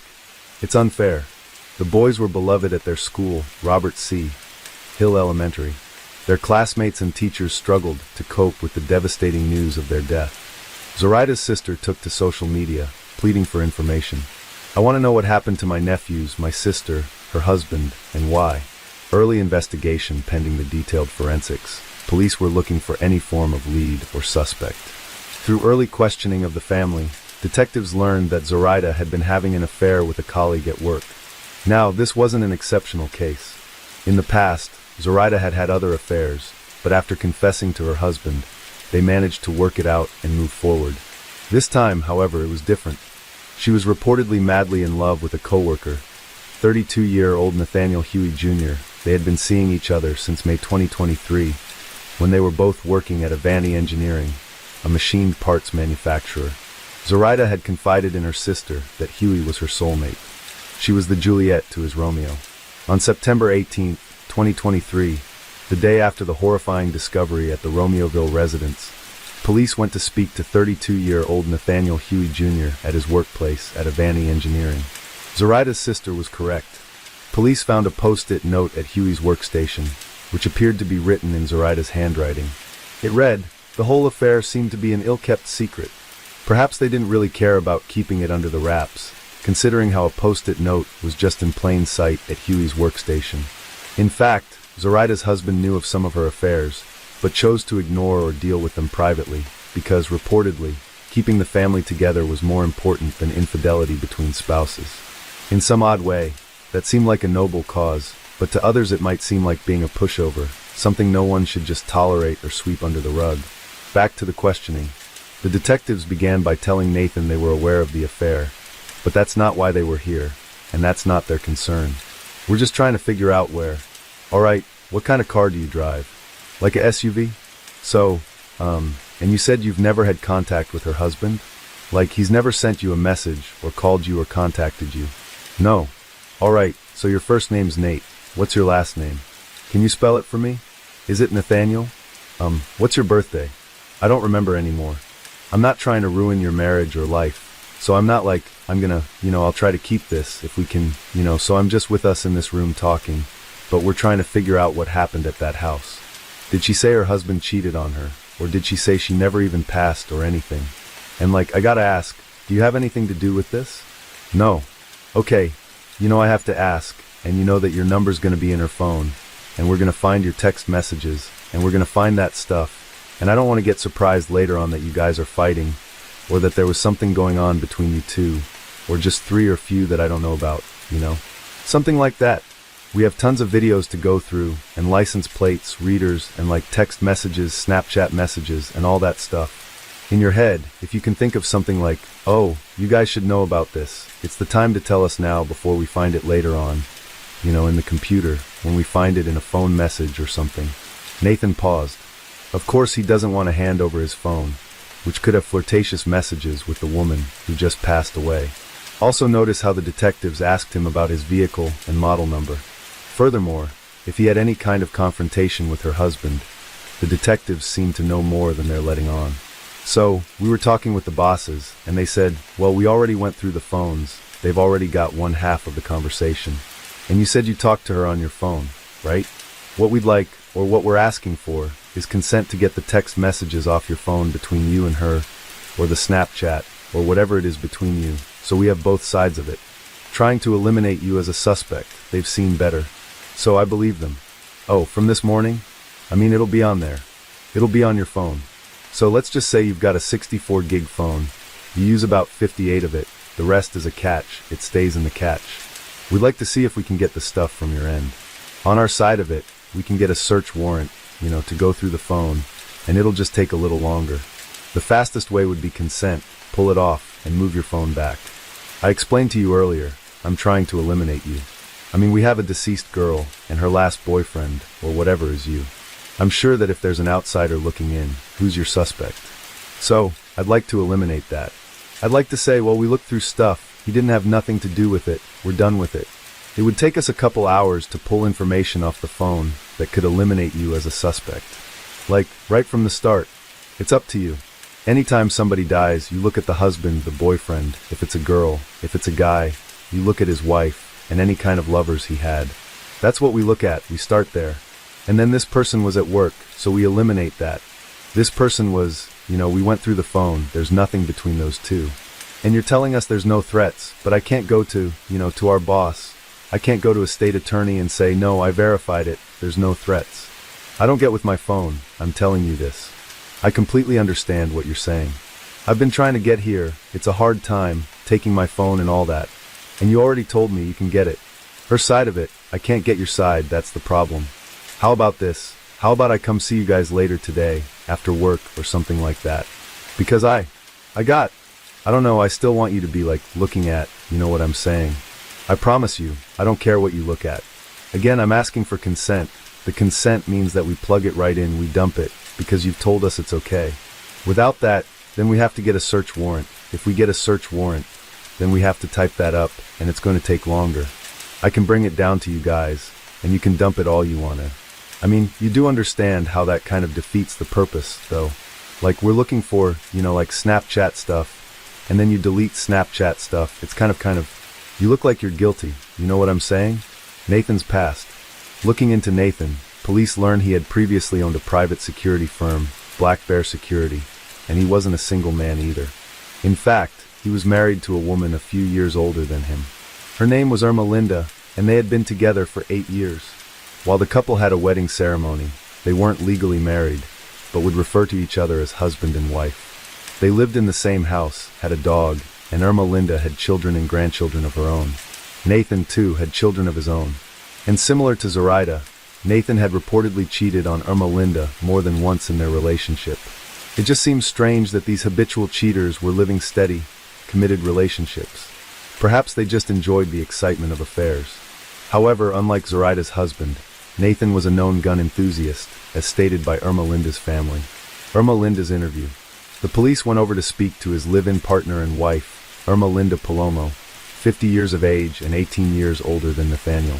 She acted surprised, but the police mentioned that they had seen some messages and wanted to speak to her, as they believed she was in danger. Watch how it unfolded. If you're one of my regular viewers, then you already know we're going to revisit this one. We're pretty clear that somebody's pretty upset at the victim. Is there any way that these text messages are going to come back to you, or your name, or your phone, or anything associated with that? As Irma Linda goes inside to grab her jacket, Nathaniel is seen leaving the house. And this is the point that the detectives are trying to make. They're trying to separate the two so they can question them in private. Notice how they have a dog. I'm going to cry. It's all right. It's not all right. I'm saying it's okay if you cry.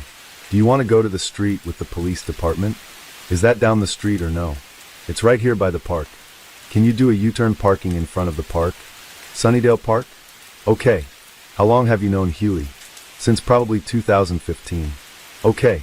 Why are you scared of him? I'm not scared of him. Why are you scared right now? Because when I called him, because I was scared, I didn't know where he was. He said, someone's following me. So I called, and then I heard him say, why are you following me? Do you want to search the car? And then someone said to him, there are messages from you. And it's because her husband found out you were having an affair. And I didn't know that. You didn't know what? That he was having an affair. When did you find that out? Right now. Right now. Okay. When's the last time that he had an affair? Because I know this is not the first time. No, it's not. When's the last time you knew he had an affair? When we first started dating. 2015? 2015 to maybe 17. You know what? His son was born, and he said, I'm not having any more affairs. I'm not cheating on you. Okay. Stupidly. Okay, so the last time you knew. So then I had a party at my house. I fell asleep, and apparently he said someone kissed him. And that was so I don't know, maybe it was 2019. And he said, no, she kissed me, and that was it. Come on. We're all drunk. You know him better than we do. So, he said that he is no longer going to do that. Why? I'm upset. Do you know any of the names of the affairs that he's had in the past? Any of the female names? Well, he had recently said, I haven't been with a lot of people. Do you trust him? Obviously, I can't trust him, no, can I? When you find out about him, do you guys get in arguments? Do you talk to the women that he's having affairs with? No, for what? No, I'm too old for that. I'm 50 years old. There's no reason for me to no. Quite honestly, it's not the female's fault. It's his fault. Right. No. You get upset over it. Well, yeah, I'm trying to hold it back right now. But like I said, I thought we went through years. I said to him, "Are you cheating on me?" And he said, "No, you know what? They flirt with me, but I don't fall into that." Does he own guns? No. He has that. He goes to Milwaukee. It's airsoft. He does airsoft stuff? Yeah, he does airsoft. He's in a team. Do you guys have water? This is a sealed bread rink. I'm not taking that from you. How sure are you that he doesn't have a gun? I'm actually very positive. Okay. You've never, ever seen him with a gun? Well, we go to the ranch and we'll shoot. So he has a Ford car? No, he does not. I have a Ford car. Do you own any gun? Yes. Have you ever met Zoraida? No. Have you seen a picture of her? No. That name comes up to you because you saw it. Well, really, that name stuck in my head because that night I thought, are you cheating on me? They're calling him more than once. And it was a long name. I thought it was Bartholomew, actually. So when we asked your husband if he knew this person, Zoraida, he said, I've never heard that name. Why would he be lying to us? I don't know. Should I believe him? I don't know. Please don't tell him I told you. We're not going to tell him anything. I thought that you guys said to him he was having an affair. Somebody said he's having an affair. We have a matter of someone lost their life. So him having an affair is the least of my worries. Suck it up. It's not your problem. I get it. You didn't do it. He did. I understand. Okay. I know. I talk a lot. And I know what you guys are here for something else. And I'm making it about cheating. And it's not. You're trying to find out if he killed the husband? We're trying to find out who was involved. So we're talking to everyone. We're talking to you. We're talking to him. We're talking to other people. Because as you may be aware, people like to the police. Right? What I would like to ask you is, either Friday or Saturday night, did he go out with his friends? No. He didn't work. Friday night, he was with me. Saturday night? No. Okay. This is what happened. When I get a chance to be with him, I'm with him. Okay. So Friday night, we started drinking. And we were at home. And we were drinking and drinking and drinking. We drink a lot. We probably fell asleep. He sleeps in the garage. I sleep in my room. And why does he sleep in the garage? Because he says that he's more comfortable in the garage. Is there a bed in there? No. It's a couch. I know. But that's not why we're here. And I don't mean to be rude. No, you're not being rude at all. So we were drinking. We woke up and we were hungover. On Saturday? He said, we got to move. I said, I really want to go to Ross. I want to buy some jeans. And then he said, let's get something to eat. He said, okay, let's go to Jersey Mix. It was still day. And I got home. I fell asleep. Apparently, I woke up and yelled at everybody. He was with the kids playing. My daughter had said to me, did you wake up in the middle of the night? And I said, no, why? And she said, well, I was just wondering because you were yelling at everybody. And it seemed like you were just sleeping. And I think I heard you talking in your sleep. I said, no, I didn't. And then I said, maybe it was Nate that was talking in his sleep. And she said, no, Nate was snoring. Well, at least she's talking. But you know the old proverb, empty vessels make the most noise. Okay, if you were to leave in the middle of the night, one day, would it be safe to say that you probably would have not known? No, I think everybody knows when he leaves. Because when you slam our door, the front door, you don't even have to slam it. You hear it. And the house is, it's fragile. You wouldn't be covering for Nate at all. No, he was here. Even my daughter said he was here. Additional forensics. Through some brilliant detective work, using Ring doorbells along the route, cell towers, and flock camera systems, police were able to track a suspect vehicle around the route from Streamwood, where Nathan and Irma Linda resided, to Romeoville at the suspected time of the family massacre. And what a surprise to find. The vehicle belonged to Nathaniel Huey Jr. with Nathan as their lead suspect. The question arose, what motive would Nathan have to brutally massacre an entire family execution style of the woman he was having an affair with at work? The woman who loved him and called him Romeo to her Juliet. Well, this is where the story starts to get crazy. The next day, on September 19th, 2023, Irma Linda's family received a strange text from her at around 4:30 p.m. Take care of my grandbabies. They sensed something was wrong and were unable to contact her. Using a family tracker app, They were able to follow her movements for a while until that night, when her phone and the app were turned off. For her family, the situation was a nightmare. A mother of 5 and grandmother of 5, Irma Linda's sudden departure was out of character. Her family filed a missing persons report and hired a lawyer, fearing she had been abducted by Nathaniel. Their concerns were magnified by Nathaniel's erratic behavior. According to one of Irma Linda's daughters, he was intensely paranoid. He claimed people were constantly watching him, going so far as to tape over the lens of their doorbell camera and even the red light on their television. If anyone removed the tape, he would lash out in anger. Nathaniel also had a troubling past, a criminal history, including a court order barring him from owning firearms. Now, the family feared he had violated that order and abducted Irma Linda. Police, without specifying why at the time, considered both Nathaniel and Irma Linda persons of interest. The hunt was on to find them, as it was believed that they had fled state and were possibly trying to leave the country. September 20th, 2023. The final chapter. By the next day, law enforcement had tracked down the fugitive couple. The breakthrough came when a flock camera flagged Nathaniel and Irma Linda's vehicle near a Walmart in Catoosa, Oklahoma. Surveillance footage showed the pair walking into the store together, side by side. But what stood out was their casual demeanor. They browsed the electronics and makeup aisles as if nothing was wrong, even smiling and laughing at times. It was clear that Irma Linda wasn't being held against her will. I don't know about you guys, but this is not how I think a kidnapping victim is supposed to act. I mean, he walked out of Walmart with those big pearly whites, and she seems pretty happy and even playful with the woman who works there. Just have a look. She's swinging the bag. I'm guessing the beeper went off, and after a few jokes, they leave. Outside, Catoosa officers were already waiting at the parking lot. Officers moved in, but Nathaniel and Irma Linda bolted, leading police on a high-speed chase down an Oklahoma interstate. The pursuit ended in catastrophe when their GMC slammed into the center divider and burst into flames. I'm fired. Get out of the car. What happened next was equally horrifying. What? I'm afraid of murder-suicide. As the vehicle burned, Nathaniel shot Irma Linda in the head. Then, in a desperate act, he turned the gun on himself. His first attempt, under his chin, failed, so he fired again. This time, he ended his life. Oklahoma police, fully aware of Huey's status as an armed and dangerous murder suspect from Illinois, approached the burning vehicle cautiously. I got door. Do not see movement. No movement. Get out. Get out. Get out. Get out now. Come out now. I don't see anything. Got your cover. Nothing. Floorboard. Floorboard. You got that door? Behind you. You got that? Move into your left. Go ahead. Go ahead. God dang. What's that? You got to get him out, or I can't see him. Driver's still in. Passenger got. We got her out. We had to remove her from the vehicle. So we're working on her back there. He did shoot her. She's the missing person, endangered. He's the murder suspect. Yeah. Irma Linda was rushed to the hospital, but succumbed to her injuries the next day.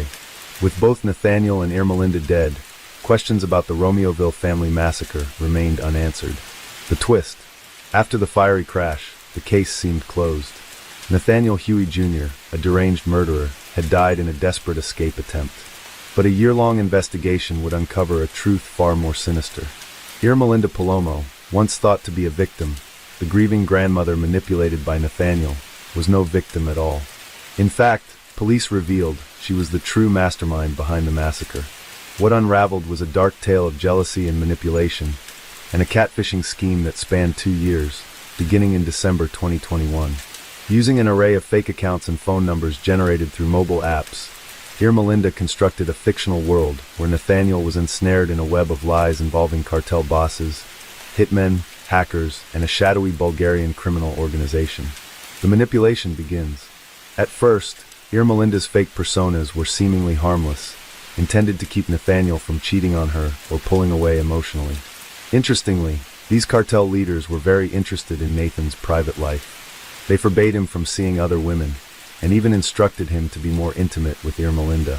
But over time, the lies escalated, feeding into Nathaniel's growing paranoia. Through meticulously crafted messages, Irma Linda convinced Nathaniel that he was constantly being watched by dangerous people, and any misstep could cost him his life. Even her own daughter later admitted, by September 2023, Nathaniel was fully consumed by his delusion. He believed his every move was monitored by the cartel. Then, on September 14, 2023, one of Irmelinda's fake personas sent Nathaniel a chilling text. It claimed there was a mole within the organization, a traitor targeting Nathaniel. The identity of the mole: Zoraida Bartholome. In a web of lies Irmelinda spun, Zoraida wasn't just a lover or co-worker, she was an enemy. According to this fabricated cartel narrative, had been orchestrated to gain Nathaniel's trust and expose secrets about the cartel. Now, the bosses insisted Zoraida had to be eliminated, and they even introduced him to a fictional cartel assassin named Turtle, who would help him plan the murder. Over the following days, Nathaniel spiraled deeper into this deadly conspiracy. He called in sick to work and began meticulously preparing for the crime. Following step-by-step instructions sent by the fake cartel accounts, they planned everything, such as identifying cameras in the neighborhood, determining the best entry and exit points, learning about the vacant house behind Zoraida's home, and even staging the crime scene to look like a burglary by teenagers. Throughout it all, Irmelinda's fake cartel reassured Nathaniel many murders go unsolved. In the early hours of September 17, 2023, Irmelinda drove Nathaniel to the Bartholomew residence, communicating via walkie-talkies. He stayed nearby while Nathaniel entered the home with a 9mm handgun. What followed was a calculated act of brutality. Nathaniel cut window screens to simulate a break-in, then entered through an unlocked kitchen door. Alberto Bartholomew, likely up early to prepare for his early morning shift, was the first to meet Alberto. He was met with gunfire. Nathaniel shot Alberto multiple times as he tried to retreat to his bedroom, where Zoraida and the children were sleeping. When he approached the bedroom door, Zoraida was doing her best to keep it shut, but Nathaniel shot through the door, striking and killing Zoraida before forcing his way inside to murder her two young sons, Adriel and Diego. Together, the family was shot a total of 20 times. The scene was then staged in a grotesque attempt to mislead investigators.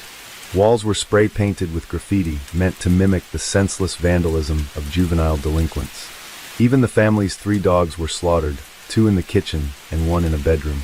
After the murders, Nathaniel texted the cartel, reporting the killings, but admitting he'd forgotten to take the victims' cell phones. This final interaction further cemented his belief that he was acting under the orders of a powerful organization.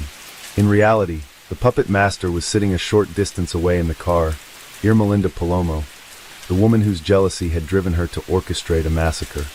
Nathaniel later confessed to his mother, claiming he'd committed the killings because people were after him. When asked why he murdered the children, his chilling response was, they were better off dead than alive without parents. Now, could this have been prevented? In the months leading up to the Romeoville massacre, there were glaring red flags. Yet, the signs were ignored, dismissed, or left unreported to authorities.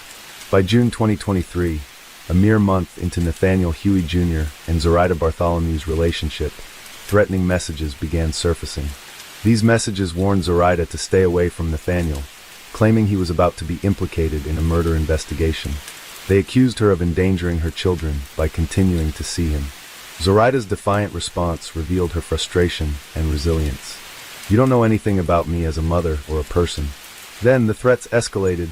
On June 27, 2023, Irmelinda Palomo, posing as an anonymous source, contacted Alberto Roland directly. The message claimed Zoraida was cheating on him with Nathaniel and urged Alberto to confront his wife. Palomo's manipulations grew more personal and malicious, painting Nathaniel as a violent individual whose presence endangered Alberto's family. In July 2023, Alberto received even more messages, but he refused to defuse the situation. Instead, he pleaded with the messenger to just leave him alone. All I want to do is work and go home and be with my kids. I'm not a complicated person, and I don't need or deserve all this drama. Tensions boiled over into an altercation. Alberto allegedly slashed Nathaniel's tires. However, in a gesture of remorse, he later apologized. He paid for the damages and just urged Nathaniel to stay away from his wife. But Zoraida was not letting go. Her messages became more threatening and explicit as the weeks passed. She sent a dire warning to Alberto. The mother of your children is putting them in danger, and she knows this. Huey has rifles and guns he carries with him. Less than 2 weeks before the murder, Alberto received a haunting text. This will be the last I say of this, Alberto. This stupid girl will be the reason you have no children. Now, despite these threats, there is no record of Zoraida or Alberto reporting them to the police. Zoraida confided in a coworker about the escalating harassment, admitting she was scared for her family's safety. Yet, even this revelation was not relayed to authorities. Now guys, do you remember this part? Well, clearly you did, you lying, cold-hearted, jealous, manipulative killer. And by the way, how stupid is Huey to fall for this? At the end, he cared more about himself than even the lives of kids and an entire family. So much for the macho man image you tried to convey. He's dumber than a rock, and any semblance of sympathy I might have for him got completely washed away by his crimes.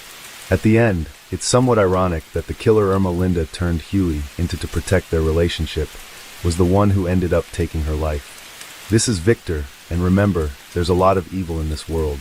And that's why, sometimes you must be that light in the darkness.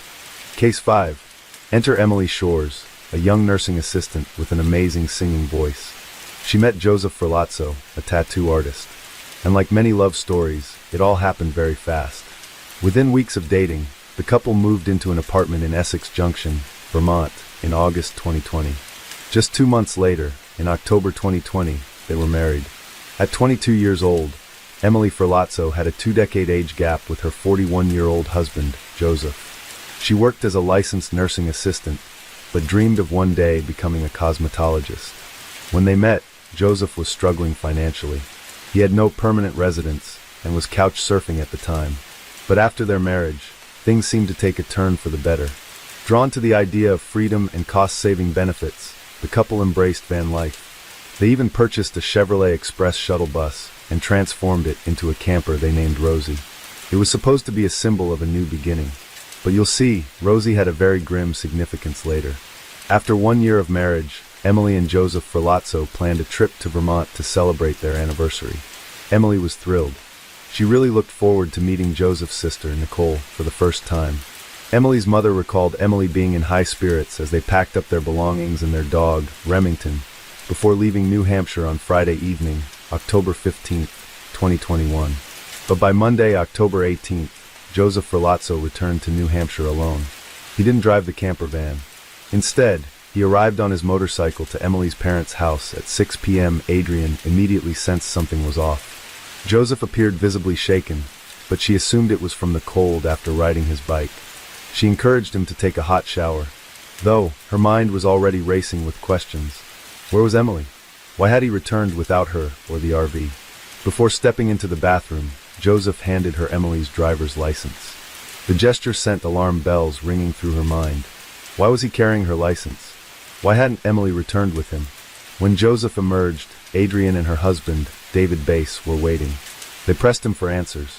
Joseph explained that he and Emily argued inside the camper van around 1 p.m. on Saturday. According to him, Emily stormed out and began walking along Route 2 near the Bolton Valley Resort access road. He claimed he wanted to give her space and left briefly to visit a nearby store.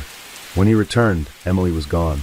Joseph said he searched the area but couldn't find her, believing she might need more time to cool off. He assumed she'd find her way back home, perhaps by Uber. But now, 2 days had passed with no word of Emily. She had effectively ghosted him. Listening to his story, Adrian and David were immediately concerned, and they called the police right away, at 7:15 in fact, with Joseph still present. After dinner, Joseph left the Bass household, but not before sharing his phone's location with David.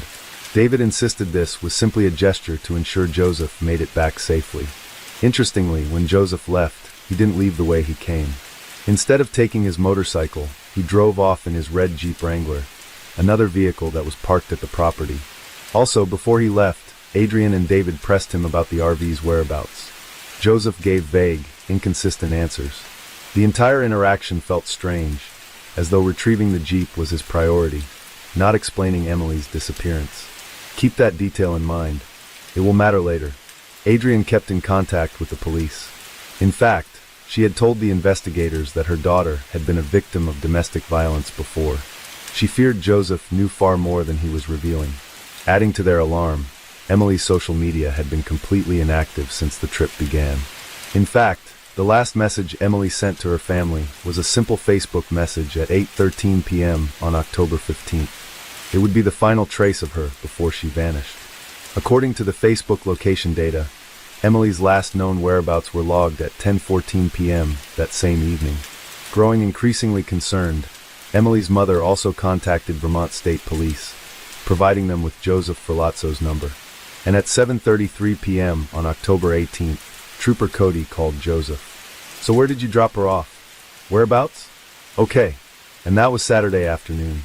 And about what time was this? Did you drop her off for the day? Where did your van break down? What shop is that?" When Emily jumped out of the van, did she have her cell phone with her? "All right. Well, I will, if Emily tries to find out where she is, or if she's just trying to, ignore it, that's fine. But I'd like to at least figure that out. If you think there's anybody that I should try calling, just let me know." "Okay. All right. Thank you. Thank you." As you heard on the call, Joseph's voice on the line was unnervingly calm, even indifferent for someone whose wife was missing. He told the officer that his van was at an auto shop in Virgins, a detail that raised no immediate alarms at the time, but would come back to bite him later. And that night, the police took swift action. They launched a search to find Emily Ferlazzo.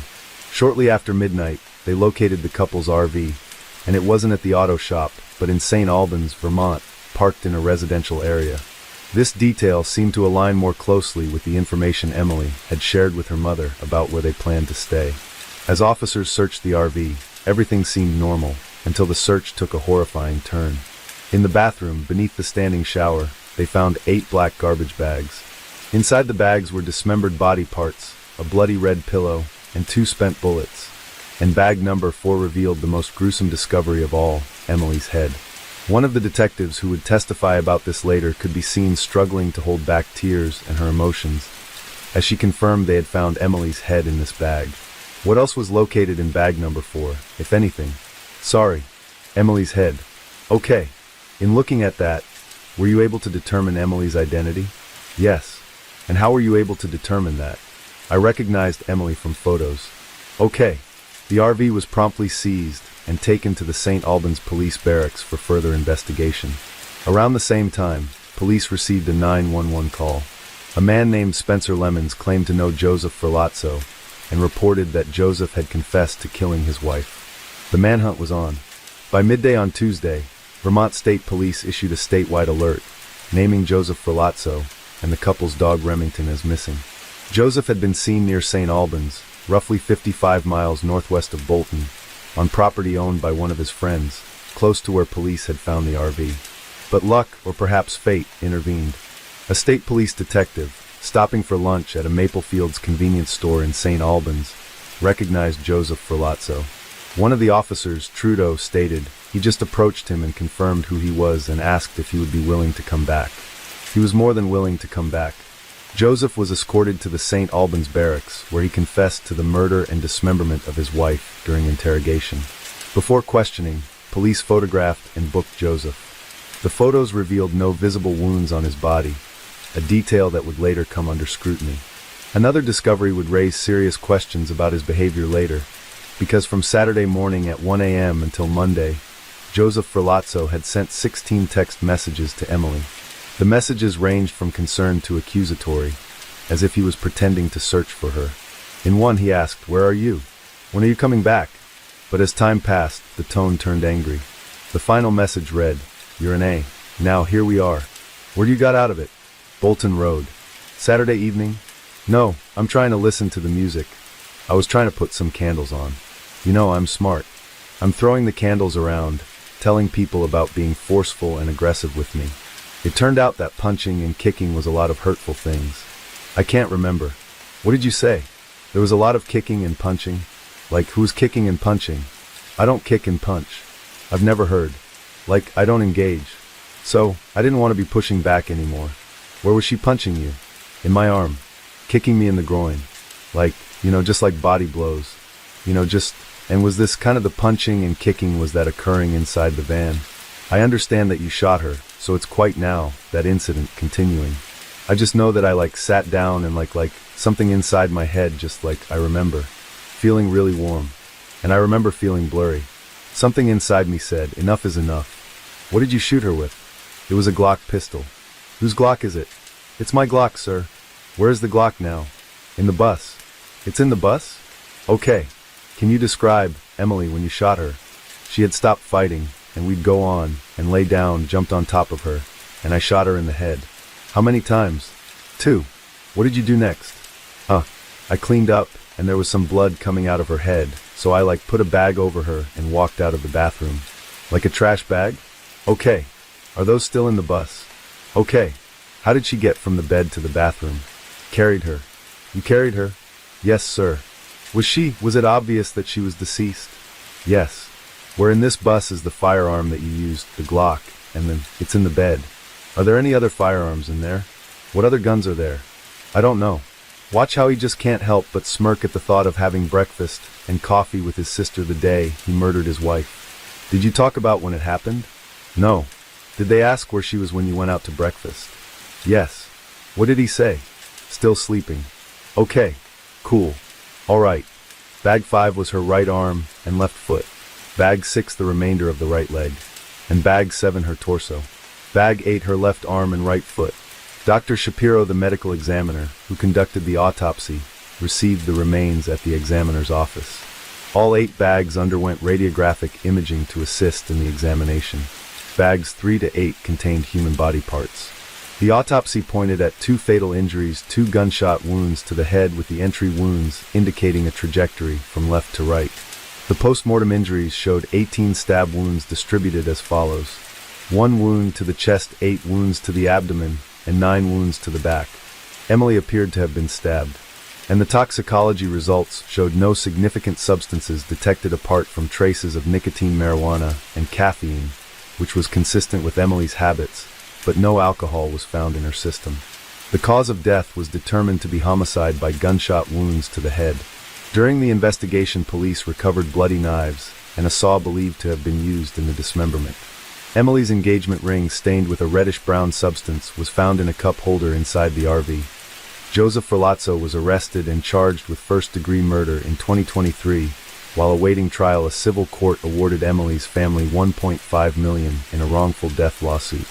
And although the family is unlikely to collect any of the monetary award, they successfully regained custody of the couple's dog Remington. Joseph Ferlazzo's murder trial began in December 2024 with the state presenting testimony from 15 witnesses. The defense called only one Joseph himself. My name is Spencer Lemons. I live in Sheldon, Vermont. I've lived there 10 years. He was a friend of mine. I knew him probably since 2017-ish, 16-ish. I heard from him when he communicated that he was going to be coming up to my house. How did he communicate with you? Via Facebook Messenger. Do you remember when he told you he was coming to your house? Late at night after 9 p.m. He said it would be around 11 to 20 at night. He was driving a red Jeep. He said, "Let's go pick up my van."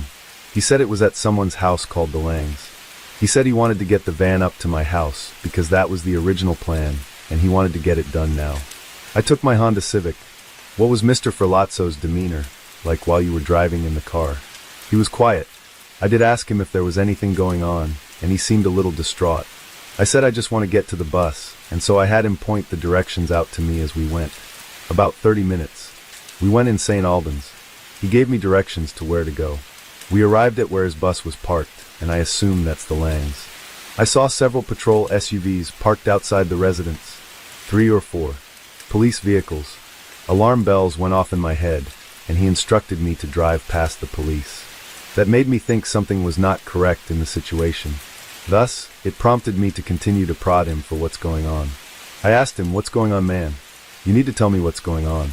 If I'm going to be driving past police officers, I need to know what is going on." He responded to me with, "There's a lot going on. I wish I could see my grandmother." And then I said, "What is going on?" And he said, "Emily is back in the van." I said, "Is Emily alive?" He said, "No." And I asked, "Did you hurt her?" And he said, "Yes." And then he started getting fidgety in the car. He started going like this, moving around, reaching for the car door handle. I didn't know if he had anything on his person that would maybe cause harm to myself. So I immediately stopped the vehicle and told him to get out. What did you do when Joseph got out of the car? I immediately turned around towards my house to put distance between myself and him, so I could make a 911 call for the information he just gave me. Do you remember what time you made that call? It was probably close to midnight. Under oath, Joseph alleged that he acted in self-defense. He depicted Emily as an abusive partner, asserting that she frequently resorted to physical violence throughout their relationship. Joseph testified that Emily had physically assaulted him numerous times, citing incidents where she allegedly gave him black eyes and scratches.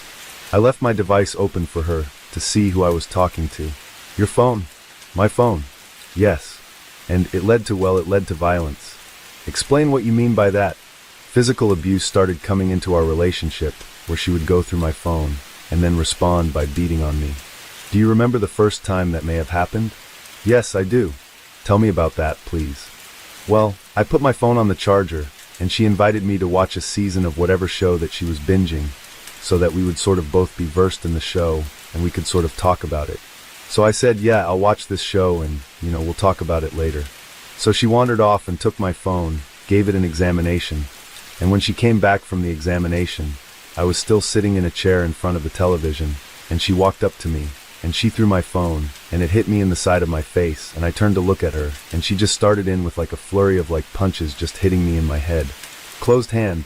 Yeah, closed fist. What side of your head? Both fists? Yeah, she was on my right side.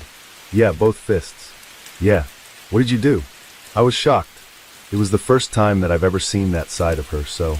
And then the punches started coming in, so I just naturally defended myself. I blocked the punches, and I sort of find my way out of the chair, and she wasn't stopping, so I had to physically catch her arms, and I had to hold her arms by her sides until she sort of ran out of steam, just restraining her. Was she saying anything to you while this was happening? Yeah, she was really angry, so, you're a fucking asshole. I don't want to, do I have to swear? Do I have to quote? I want you to say what she said. Yeah, okay. Yeah, she would say, you're a fucking asshole. I can't believe you're still fucking talking to this bitch. You told me you were going to stop talking to her, and it was a friend of mine that I had known for years, and I told her that I would stop being physical with this friend, and that our relationship wasn't going to dissolve because we were friends since 2014, just with respect to the monogamy that Emily had requested, I stopped being physical with her. Was she angry? Yes, she was. Yes, she was very angry. Yes, she was assaulting me. So she was verbally angry, yes. And physically, yes, ma'am. Hitting you? Yes, physically. And did you ever hit her back? No, ma'am. So you took her by the arms, yes. And did she calm down? Yeah. Yes. After a bit of time, she had calmed down, and, I opened up communication to tell her that I wasn't continuing a sexual relationship with Victoria, like I had previously said. It was strictly friendship, only platonic. There was no reason for her to be upset. Her and I were very physical. We were always together. Emily and I there was no issues where I wanted to at that moment, at that time, I didn't want to be with anybody else. Did you ever talk to her at this time, at this instance, about the fact that she had thrown your phone at you and hit you? Did you ever talk about that? Oh, actually, yes. Yes, I said that I did. I said that, it's not okay. I don't hit you, so please don't hit me. I grew up in a household where hitting happened, and I don't want to continue that. And her and I had talked about bringing children into our relationship, so I thought that domestic abuse definitely needed to be, cut out of the equation. What did she say? Well, she had apologized after some time for her harsh reaction. We had gotten together and sort of made up physically, emotionally. We got to a place where it didn't happen again for some time. How long is some time? It was probably a good month, or maybe even a month and a half. Approximately when did this incident happen? I want to say somewhere it was fall of 2020. Could have been September, October. So fall of 2020. Yeah, fall. First time that right. Joseph painted a picture of Emily as a controlling and verbally abusive person. There was more incidents from that point moving forward. Maybe late October or early November. If I'm thinking on the calendar. Hard to say exactly. But there was another instance where I recall I was sitting on the bed in our bedroom. I was sending a text message. I think it was an Instagram message, but I was messaging a client. I was interested in more than a professional relationship with. Emily came in, and she saw I was sending like a GIF or GIF however people say it differently. Yeah, like a short video clip when Emily came into the room. She had her laptop computer. She saw what I was doing, and she assaulted me with her laptop. She jumped on the bed and struck me in the head like she hit me. She had the laptop, and she hit me with it. Where? In my head. What part of your head? The back of my head on the right side, I guess. Did she say anything? Yeah, she said things like you're a piece of shit.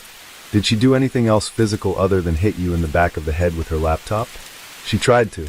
I scurried off the side of the bed, And I just sort of like ran around the perimeter of the bed to stay away from her. And I was saying, things like calm down, like let's just talk it out. Like when she hit you in the head with her laptop, did it hurt? Yes, it hurt. Was there any blood? No, there was no bleeding.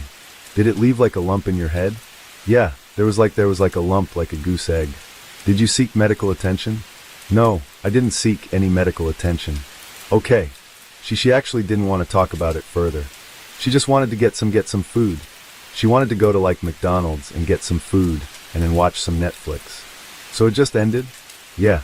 The next month there was an incident where I was tattooing a woman and Emily was listening and watching on the Ring camera.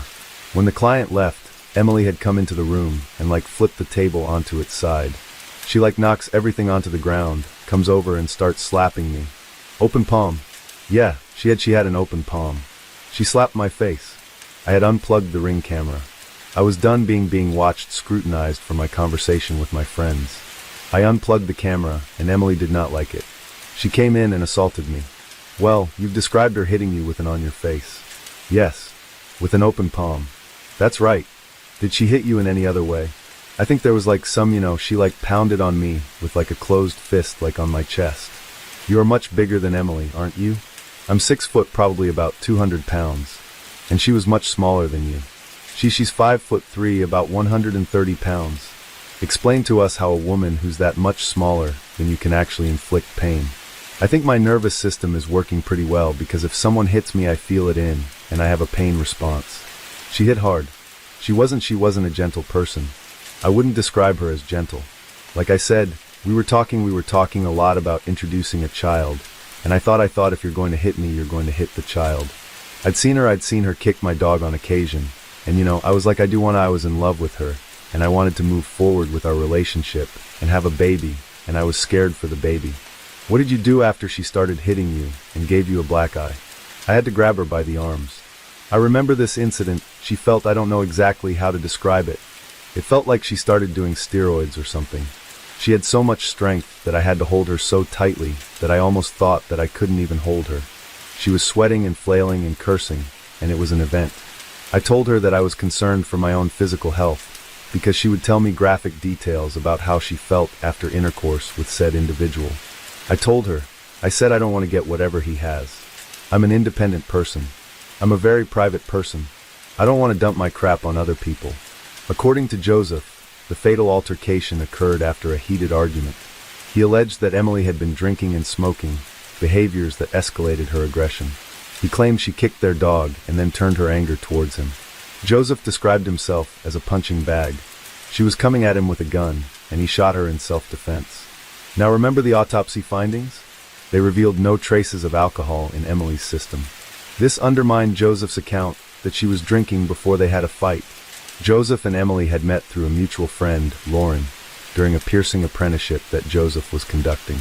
At the time, Joseph identified as polyamorous, openly seeking multiple romantic and sexual relationships.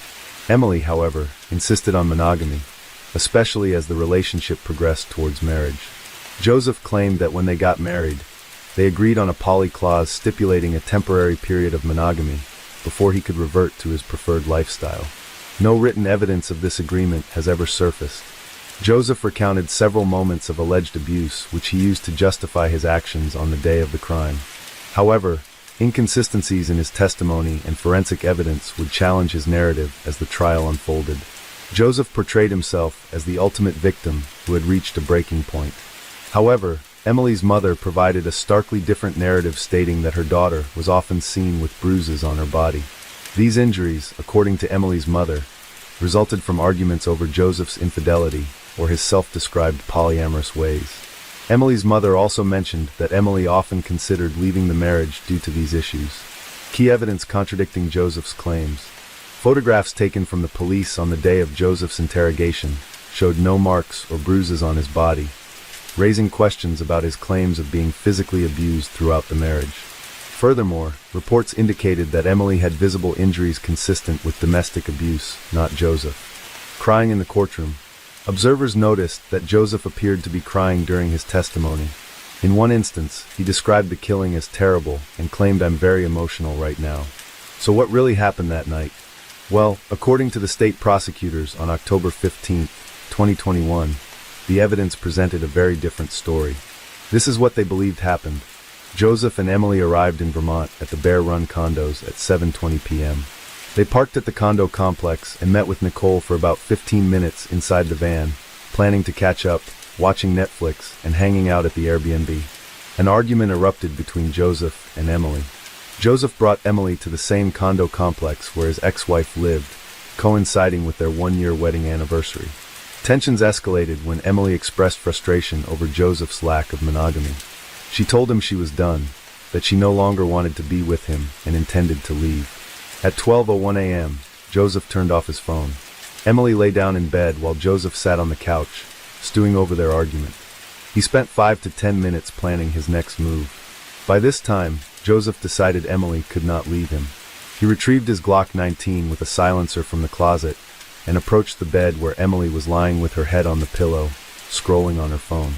Joseph used a throw pillow to muffle the sound and fired 2 shots into the left side of Emily's head, killing her instantly. The evidence contradicted Joseph's claim that Emily had a gun. Both pistols recovered from the scene belonged to him, and forensic evidence showed Emily was lying down when she was killed. After the murder, Joseph turned off Emily's phone and placed a market basket shopping bag over her head, securing it with a garbage bag likely to collect her draining blood. He then moved her body to the shower and cleaned up the crime scene. Joseph replaced the bed linens, disposed of the bloody items in garbage bags, and turned his phone back on at 1:35 a.m. Despite the murder, he continued with routine activities, texting his sister about breakfast plans and recommending a restaurant. Joseph and his sister went to Maxie's for breakfast, where he claimed Emily was still sleeping. Later, he drove the van to St. Albans, parked at his friend's property, and fabricated a story about Emily leaving him. He spent the day tattooing his sister and sent Emily's phone a message. "Whatever, I'm going to spend time with Nikki while I can. Call me." Over the following days, Joseph dined out, went shopping, and socialized as if nothing had happened. He dismembered Emily's body using a serrated saw, placing the remains in garbage bags. On Monday morning, before leaving for New Hampshire to retrieve his Jeep, he sent Emily's phone one final message. "You're an asshole. I don't deserve this shit." This was not the first violent death associated with Joseph Ferlazzo Jr.'s family.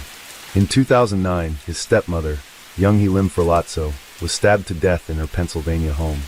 Although Joseph Ferlazzo Sr. was questioned by the police, the case remains open.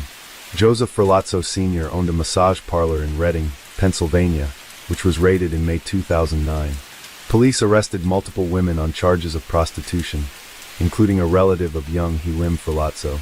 On the night of the murder, Joseph Sr. claimed to have returned home from grocery shopping and discovered his wife's body. Verdict. On December 13, 2024, after less than 2 hours of deliberation, the jury found Joseph Ferlazzo guilty of first-degree murder for shooting his wife and dismembering her body during their one-year wedding anniversary trip on October 2021. In conclusion, while Joseph Ferlazzo's verdict has been released, his sentence is still pending. Case 6. On the other end of this 911 call is 27-year-old Nicholas Furcus. He's frantically calling in to report an attempted home invasion gone horribly wrong. This wasn't the first call the dispatchers received from the address. Heidi cannot be heard again on the call, and there's no contact with the dispatchers until her husband calls back 65 seconds later. Dispatchers managed to keep the frantic Nick on call with them until 7 minutes later, when police arrived. When police arrived, they noticed the front door was open just an inch, and the scent of gunpowder was thick in the air. As they enter the house, the first thing they see is a shotgun on the floor, and then in the kitchen, they see Nick with a woman lying next to him. One of the officers checks the house for intruders, while the other attends to Nick and Heidi. When paramedics arrived, they immediately provided care. Nick had been shot in the leg and was rushed to the hospital, but unfortunately, Heidi didn't make it. In the hospital, Nick was being treated for a through-and-through gunshot wound to his upper left thigh, and while there was no major bleeding, there was soft tissue damage. At times, he was hysterical, crying loudly. After a few hours of treatment, he was released. Heidi and Nick met at church when she was a freshman in high school, and he was a junior. They got married in 2005 and bought a house in September 2007. He worked for his family business, and Heidi worked as a clerk at a financial services company. Nick Furcus had a very warm and engaging personality, carried himself with confidence, and had high character, high integrity in the church. That was the reputation he built for himself. Both Heidi and Nick were highly regarded in the community. She brought it outside the family, too, and school and church and friendships. She brought a lot of joy everywhere she went. To be interacting with her, you felt heard and seen. Her heart's most behind wanting to convey how exceptional of a person that she was. I'm not kidding. She was amazing. As Nick remains in the hospital, police are already investigating the scene and asking around to figure out who this intruder might be. And that's when they came across the neighbor who lived right next door. I was woken up by the kittens kind of walking around. Some noise caught my attention, so I stuck my head out the window, kind of listened. That's when I ended up hearing what sounded like gunshots. Kind of this agonizing yell of, "You shot her, you shot me. Please, please," no, something along those lines. And then it was done. Less than 4 hours after the horrific events of that morning, Nick is discharged from hospital and brought in for questioning. While Nick didn't give a straight yes or no answer, he did agree to, confirming that the door was closed, but he forgot to bolt it from the inside. Nick then describes what happened that early Sunday morning. But then I started feeling with our doorknob. Hearing the rattle of the front door handle, Nick wakes up Heidi and urgently tells her that someone is trying to break in. Nick grabs his double-barrel shotgun with his left hand and his jeans with his right. Together, he and Heidi head down the stairs to grab her wallet, which is sitting on the console table. As soon as she grabs it, the door opens. Try to shut the door shut, but it gets forced open. And the guy that was there, I think he saw it, and I think he grabbed the barrel. Remember, Heidi was on the phone with 911 at that moment. As the intruder grabbed a hold of Nick's barrel, Nick realized he had lost control of the situation. I'm handling the trigger. He pushes it up against my chest, which I'm pretty parallel to the console table. And I don't remember exactly what happened, but the gun went off. So my fingers slipped out of the trigger, and that's the fatal shot that killed Heidi. So you're in the foyer area. So the stairs are right by the door. Stairs are behind me. Heidi's going that way. Towards the kitchen. Guns here, chest high, pretty parallel to the ground. Okay, so if I'm the bad guy coming through the door, you'd be standing right here, and then the gun goes off.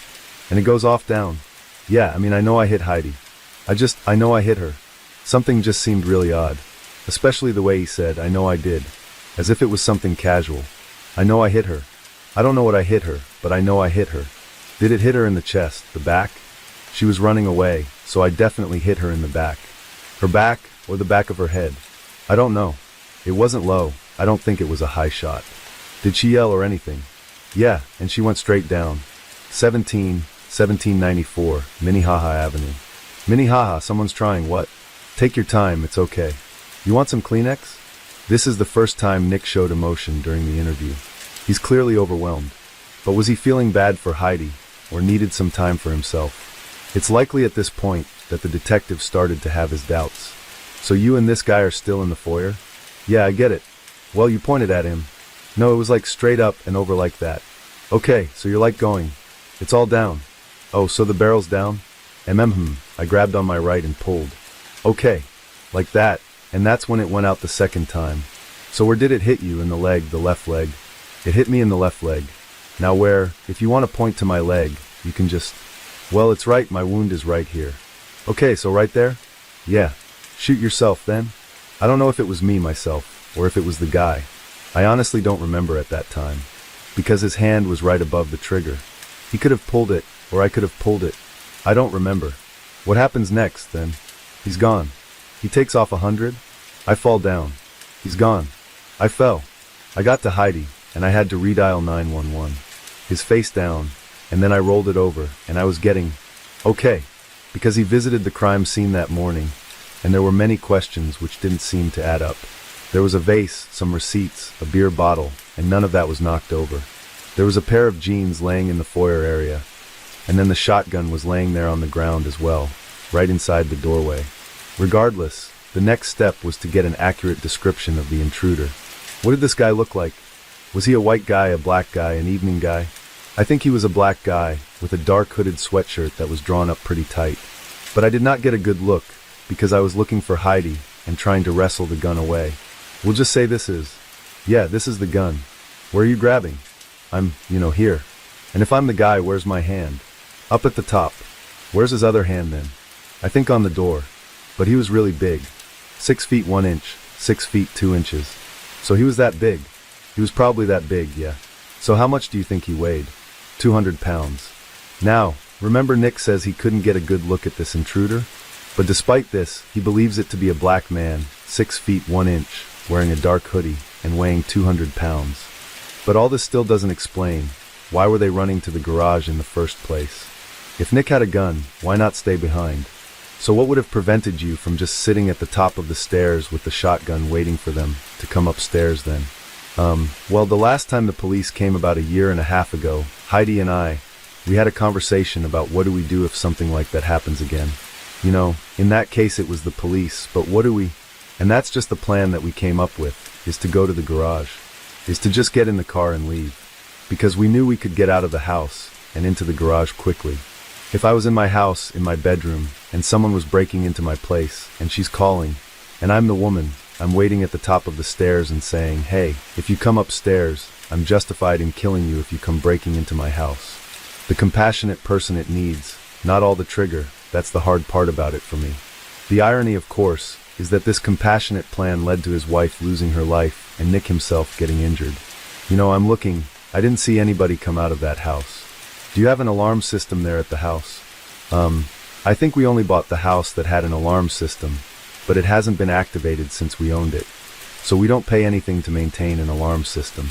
But even if they didn't want to pay for a professional alarm service, the alarm could still make a sound to alert them of intruders. So why not just use it if they were so worried about break-ins that they actually made a plan to run away? If they're not in the house yet. If they're in the house, then our plan is, we'll stay upstairs. Now if this whole thing took place, and you called 911 again, so when the cops come in, I'm the right guy. And are you cradling her or standing over her? I was holding her. I didn't want to leave her. When the ambulance came, they took you. They took me. All right. And I kept asking. I still don't. I'm assuming that we're a society, but I still don't. Nobody gave me any answers on what was going on with her. But this is the strangest part about the interview, because it's 1.5 hours in, and only now Nick is asking about Heidi. And even then, he's not really pushing for it. He's being quite passive and saying no one's telling him anything, and he's assuming the worst.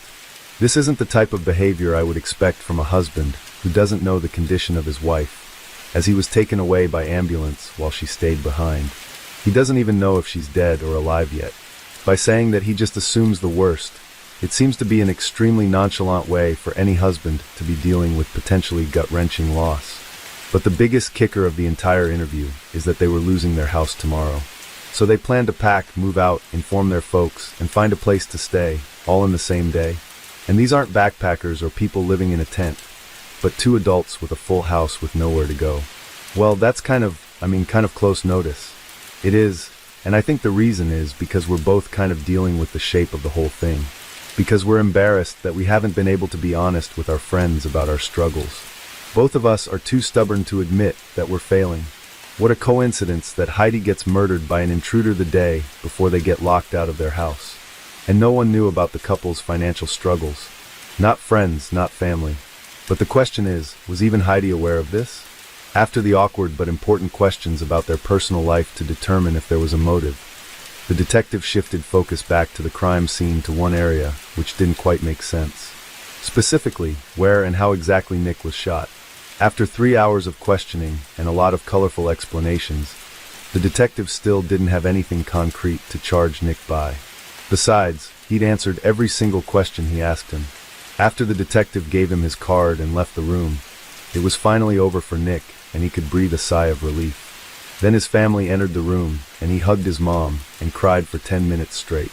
While Nick got to go home, there were still lingering questions about this mysterious intruder, and the detective thought he was interviewing a victim, but near the end, he had his doubts. When the autopsy came back, as expected, it revealed that Heidi died from a single shotgun blast to the back. The pellets tore through her ribs, spine, and punctured a lung. Poor Heidi had no chance. Her family were surprised to learn of the foreclosure, and they insisted that Heidi was the type of person that would have told them if she had known. Nick lawyered up the same day, and when police requested him to come down to help build a sketch of the intruder, he refused at the advice of his own lawyers. But instead, nearly 3 weeks later, they submitted their own sketch from their own hired sketch artist. This sketch was released to the public, but it yielded no leads. Time went by. Days turned into weeks, into months, and eventually years. And 2 years later, it seemed like Nick had moved on. He married Rachel Sanchez in August 2012. The couple went on to have 3 children, and even moved into a house bought to them by Nick's parents. But Heidi's family never forgot. How could they? They kept calling up the detective at special occasions, such as the day Heidi died and the day she was born, and just dwell on the reality of what I just heard. But what surprised everyone is that Nick, the good-hearted Christian man, refused to cooperate. In fact, he told the detectives to stop bothering him. That's a little bit more abnormal than what we typically deal with. Fortunately for Heidi's family, the detectives never gave up on the case. And when it seemingly went cold 5 years later, police got a breakthrough. A tipster called in saying that they recognized the person on the sketch. It was a man, Michael Pye. Bingo. Could this be the elusive intruder they had all been searching for? Could Nick have been telling the truth, but received unwanted suspicion? The resemblance to the sketch was remarkable. This could be their man. But just a tiny snag. Michael Pye was in prison at the time of Heidi's murder. He could not possibly be the one who murdered Heidi. Then how was his resemblance so well captured in the sketch? Well, it turns out Michael Pye had been shown on newspapers before. And it's likely that Nick Firkus had seen his face on these newspapers and simply gone and presented this to the sketch artist or built it from memory. Suddenly, all suspicions came back to Nick. And in 2019, Sergeant Nicole Seeps of the St. Paul's Police Department took a fresh look at the death of Heidi Firkus. The story never made sense to me. He tells investigators that he grabbed a shotgun and then proceeded to have Heidi go down the stairs in front of him. Why he would send the unarmed person down in front of you? In the 5 years, Nick had not once contacted Heidi's family since her death. So Sergeant Nicole Seeps enlisted the help of the FBI to help reconstruct the sound data from Heidi's final call. And from their analysis, there's no evidence of a third person in the house. You can't hear the door open. You can't hear a struggle. You can't hear anything except a shot and Heidi falling down. Turning to forensics, DNA swabs taken from the gun showed no unknown genetic material from anyone else. The only material they could find was Nick's. This was the same at the doorknob, so either the intruder was wearing gloves or wasn't there at all. Furthermore, examining the shot that struck Heidi showed inconsistencies in the account that Nick described. By Nick's account, the gun would have accidentally gone off much closer to the front door and near the table. But Heidi was shot much closer, from the middle of the foyer and at shoulder height. And a struggle at the entrance would have made contact with the table, yet nothing on the table was disturbed or knocked over. It's likely Heidi was kept in the dark about the foreclosure and eviction the next day. Heidi seemed to have no knowledge about the foreclosure and eviction. She hadn't even taken time off the next day, a Monday. Nick was handling all communications about the foreclosure. He likely provided her false assurances and was actively concealing the severity of the financial situation. When the eviction processes began on February 12, 2010, Nicholas attended the hearings himself on March 8. The law firm who handled the foreclosure and eviction only made contact with Nicholas. He's also the only one to sign the documents. Wherever investigators looked, there was no knowledge that Heidi was aware they were being evicted. It's likely that Nick had lied to Heidi and strung her along all this time. He told her that he was handling the creditor calls and financial issues. He told her there was an audit involving fraud on their bank account, and their credit scores weren't that bad. But investigators found no such evidence of an audit or fraud, and there seemed to be no indication they were planning to move. In fact, Heidi had made plans that day, including a pedicure in church. She was also scheduled to work the next day, without taking any time off. Heidi's reliance on Nick to handle all financial matters, combined with his proven lies and deceptive assurances, likely prevented her from discovering the truth about their situation. Of course, Sergeant Steeps found it very odd that Heidi was murdered the day before her eviction, and then she learned that Nick Firkus was recently divorced from his second wife. So she decided to reach out to Rachel, and Rachel shared her suspicions. She recalls finding a notice in their home that stated they were delinquent on their property taxes, and that their house was in danger of being foreclosed on. That's when she realized all those rumors about Heidi and Nick might be true. Just started to look around. I started to get bad feelings, like gut feelings that I didn't want to assume anything. Like the little lies, brought me to Heidi every once in a while. But I was like, that's too big. Like, don't go there. And then this letter kind of tipped me over. I'm just like, oh boy, now this is bigger than I thought it was. Rachel decided to confront Nick and record the conversation. Your actions have caused me to just distrust you completely. And the fact that your lying was so easy for you to do in front of me over and over makes me think that I could murder my wife. That you could lie about something. That I could murder my wife. Yes. Search warrant. He's coming, nothing on his hands. Hello? Police. We got a search warrant. Okay. Nick, come on out. Yes. Go put your hands behind your back for me. Okay. Please, I'm sure everything like this is all about me. Do you have a warrant for your arrest, sir? What? Homicide. In May 2021, 11 years after the murder of Heidi, Nick Fergus was arrested and charged with second-degree murder in the death of his wife. A grand jury would later upgrade this charge to first-degree murder.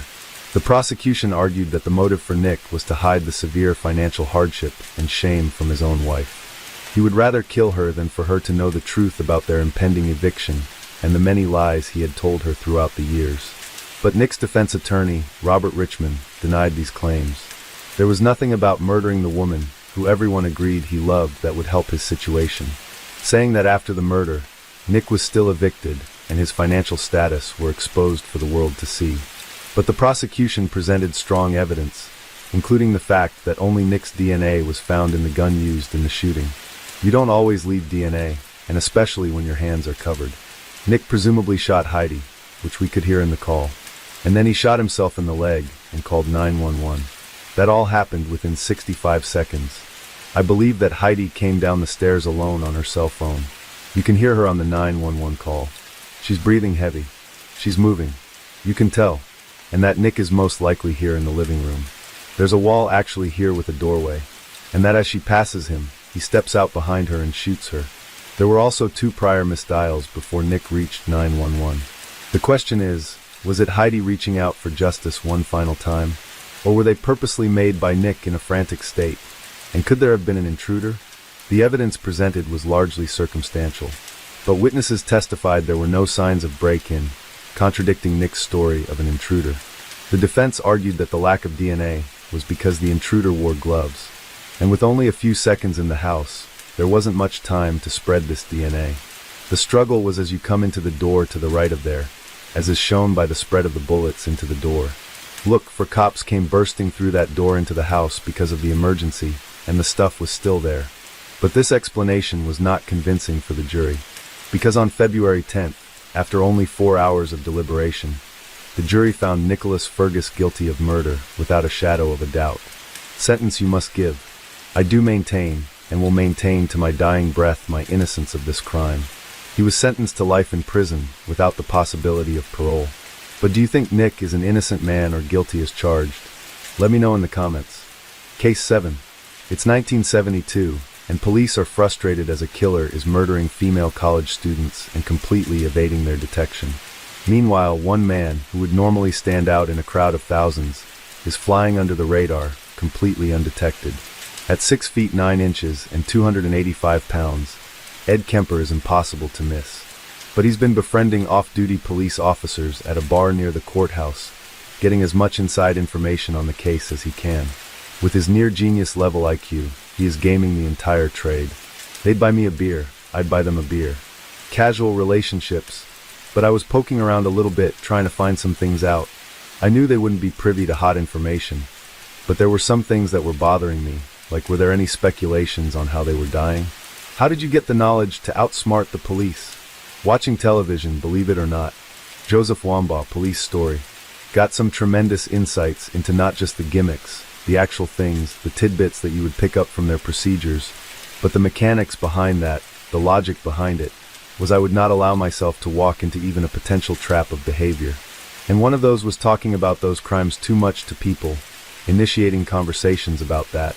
There was a memorial service for 2 of the victims. Yes. Were you tempted to go? Yes. But I'd seen one too many episodes of one too many crime shows, where that is one of the available resources for clues. With an IQ at a near-genius level, serial killer Ed Kemper was able to outsmart police and, tragically, his victims at every single turn. His unassuming personality, would be so enchanting that even a call into police to confess his murders would lead to them sending him away in disbelief. Santa Cruz, California was traditionally a quiet beach town complete with surfers and retirees, at least until 1965, the year the University of Santa Cruz was built. With residents suddenly spilling over from relatively nearby San Francisco, the college turned the town from a peaceful, quiet retirement community into more of a bustling, youthful, loose, and free-spirited city similar to its hippie Berkeley, California counterpart. So all was fine in the city until 1972. Suddenly, girls began to go missing and body parts began to wash ashore. Someone was killing young female or co-ed hitchhikers, and the community wondered whether the fairly recent change in its residential makeup was to blame. The media quickly dubbed the elusive killer the co-ed butcher. On December 18, 1948, Edmund Emil Kemper was born in Burbank, California to two very disciplinarian parents, Cornell Kemper and Edmund Kemper II. He was the only son and the middle child. While Kemper looked up to his father, he resented his harshly punitive and verbally abusive mother. His parents would divorce when the younger Ed was 9 years old, after which, Cornell moved away with Ed and his two sisters. At an early age, Kemper began showing classic signs of serial killer pathology, including torturing insects and animals and performing rituals with his sister's dolls, which resulted in severing their heads and hands. He remembered how, as a small boy, he used to slip out of his house, go to his second-grade teacher's house, and armed with his father's bayonet, observe her through the windows. In later interviews, he admitted that gas chamber and electric chair were some of his favorite games when he was a child. At age 10, Kemper buried a pet cat alive, dug it up, severed its head, and placed it on a spike. Kemper admitted in a later interview that he enjoyed lying to his family about murdering the cat. Then a few years later, when he was 13, he murdered another family cat because he thought it favored his sister over him. He preserved separated parts of the cat's remains in his closet until his mother discovered them. On one occasion, when Kemper's older sister teased him about why he would not try to kiss his teacher, he responded, "If I kiss her, I have to kill her first." As the years passed, Kemper grew bigger and stronger, which was not surprising given that his mother was 6 feet and his father 6 feet 8. But Kemper's bizarre behavior also grew and became more concerning. As a result, his mother used to lock him in the basement for the night out of fear that he might sexually abuse his sisters.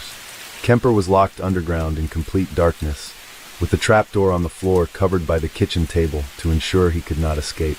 Kemper was terrified and traumatized, and it was those nights in the darkness where he allowed his hatred of women to fester and grow. When Kemper was 14, he ran away from home to reconcile with his father. There he learned that his father had remarried and had a stepson. Kemper stayed with his father for a short while, but within a few months his father sent him away to live with his paternal grandparents in North Fork, California. Kemper was devastated. He hated living in North Fork. He described his grandfather as senile, and said that his grandmother constantly emasculated his grandfather and himself. At age 15, after he had been living with his grandparents for 10 months, Kemper and his grandmother, Maud Kemper, were arguing at the kitchen table. Kemper was furious and raced off to recover a hunting weapon that had been taken away from him because he was shooting animals pointlessly. He returned to the kitchen and shot and killed his grandmother. Then, when his grandfather returned from shopping for groceries, Kemper went outside and shot him in the driveway next to his car, killing him. Not knowing what to do next, he called his mother, who told him to contact the local police and turn himself in. After being apprehended, Kemper simply said that he wanted to experience what it felt like to kill Grandma, the most common quote associated with Kemper. Kemper later testified that he killed his grandfather to prevent him from suffering once he found out his wife was dead. Following the murders, court psychiatrists briefly diagnosed Kemper with paranoid schizophrenia. As a result, he was committed to Atascadero State Hospital, an all-male maximum security facility that houses mentally ill convicts. With a population of over 1,600 patients, several dozen who had committed murder, and 800 mentally disordered sex offenders, it was more than the 10-person team of psychiatrists could handle. And ultimately, and tragically, the institutionalization of Kemper at the facility ended up exposing him to extreme deviant behavior and making him far more dangerous than he was before he was there. He would later recall, "I found myself, a minor, in a psychiatric hospital for hardened criminals.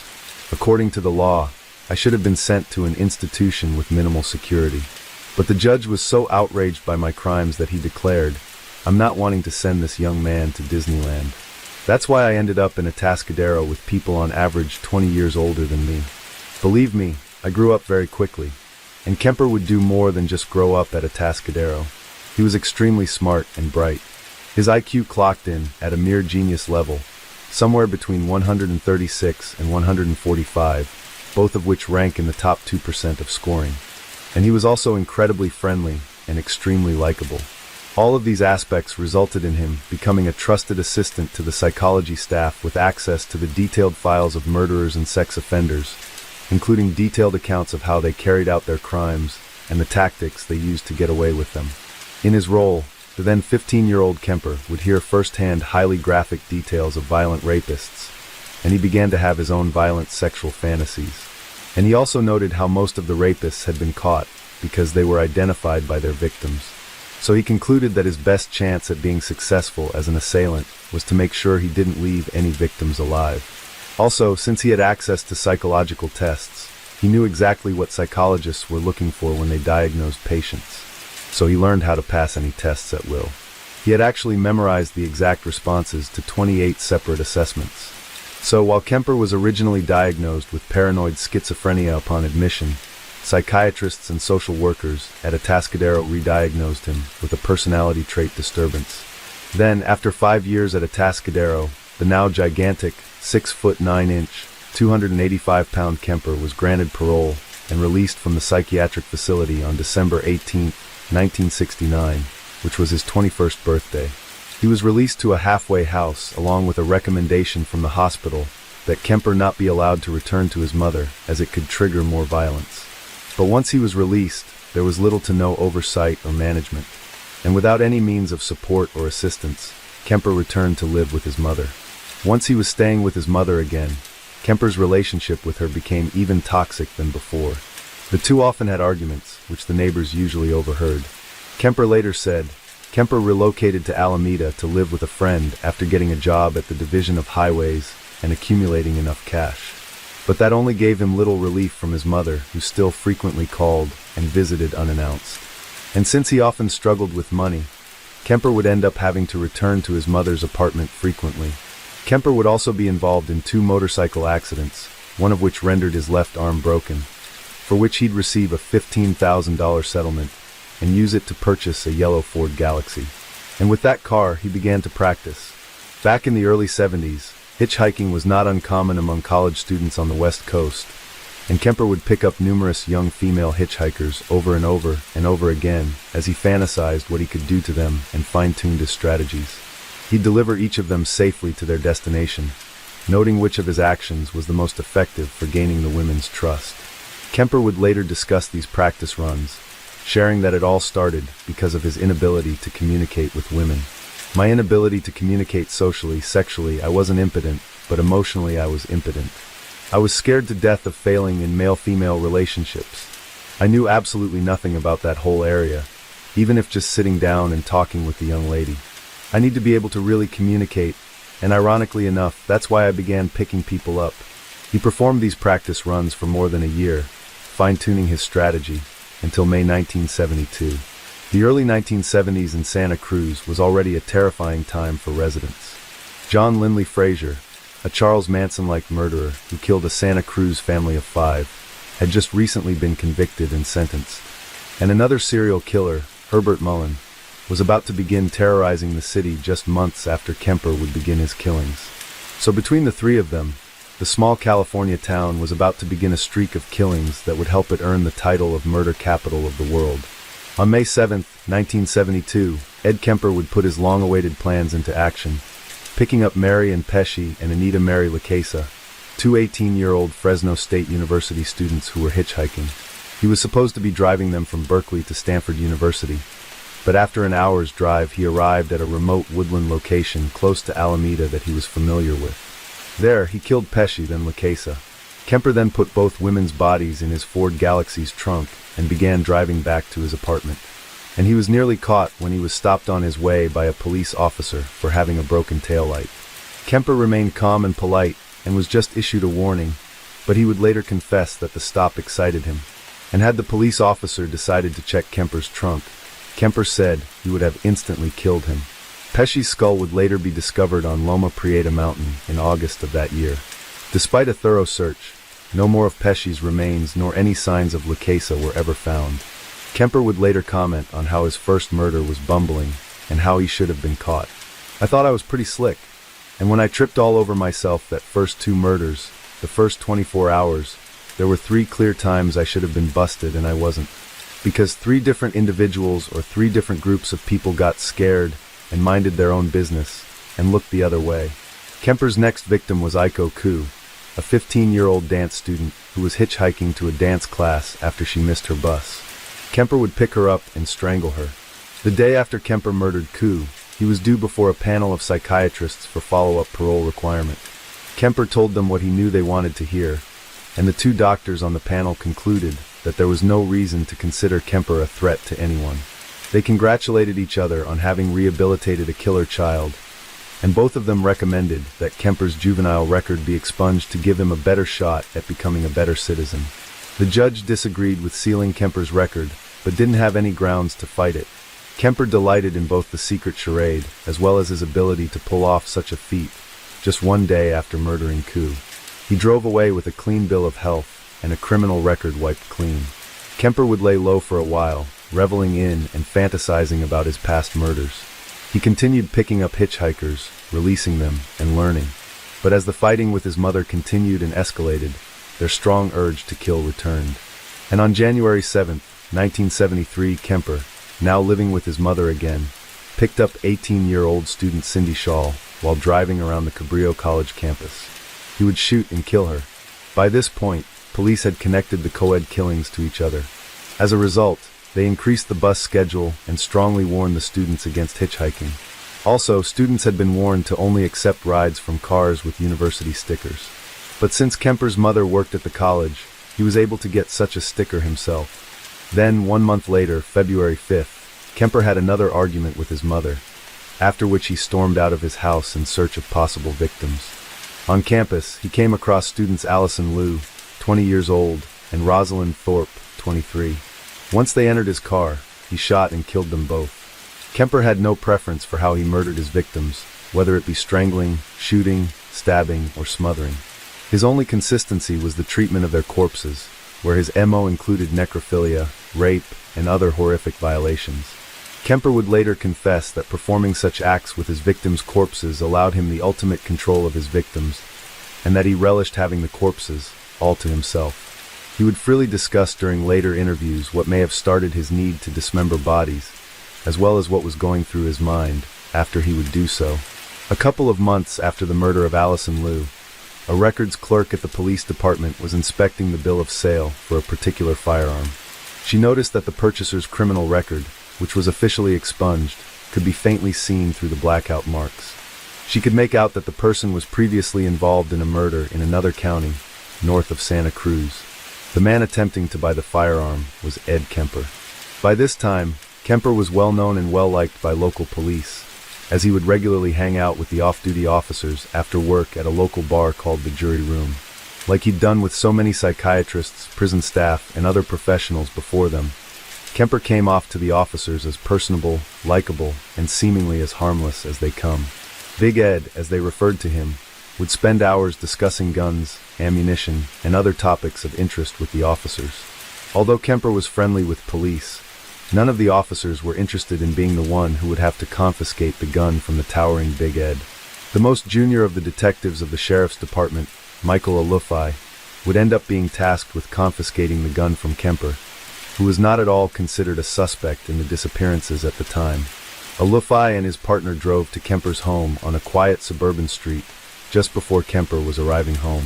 They informed him that they needed to retrieve his gun to make sure he was authorized to have it, and without incident, Kemper opened his trunk and allowed the officers to retrieve the gun, bundled in a towel. Alufai noticed that the trunk, oddly, had absolutely nothing in it. No liner, just a bare trunk. But he didn't think much of it. They returned to the station, turned the gun in, and thought nothing further of it, having taken the lives of his grandparents and 6 young women without suspicion. Kemper was about to embark on the he dreamed of since he was 8 years old. It was springtime. It was April. For 2 months, I hadn't killed. I said, it's not going to happen to any more girls. It's got to stay between me and my mother. And it's got to. I can't get away from her. We're still fighting. She's still belittling me. She's still like a puppet on a string, and I entertain her. She knows all my buttons, and I dance like a puppet with that pain, and it had even gotten physical. So here I pick up these 2 young ladies in Berkeley on Ashby Avenue, petite little dolls. I want to see how together I am, if I can resist this temptation. The girls ask Kemper if he's going in their direction, and they get in my car. They want to go one way. I know they need to go the other.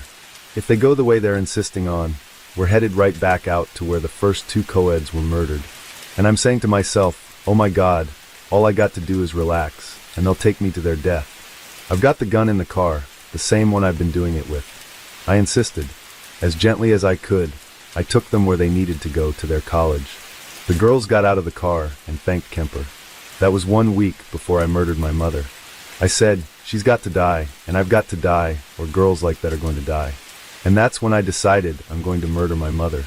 On April 20th, 1973, after returning from a party, Kemper's mother, now 52, awakened her son when she arrived home. And she went out to a party. She got soused. She came home, went to sleep. I was woken up by that. Came out. I walked up to her bed.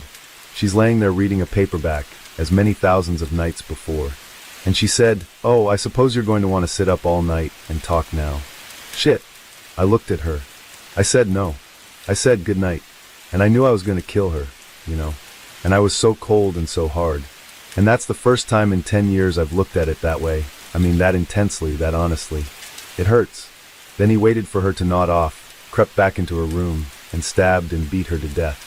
And what's her closing words? I suppose you want to sit up all night and talk. God, I wish I had.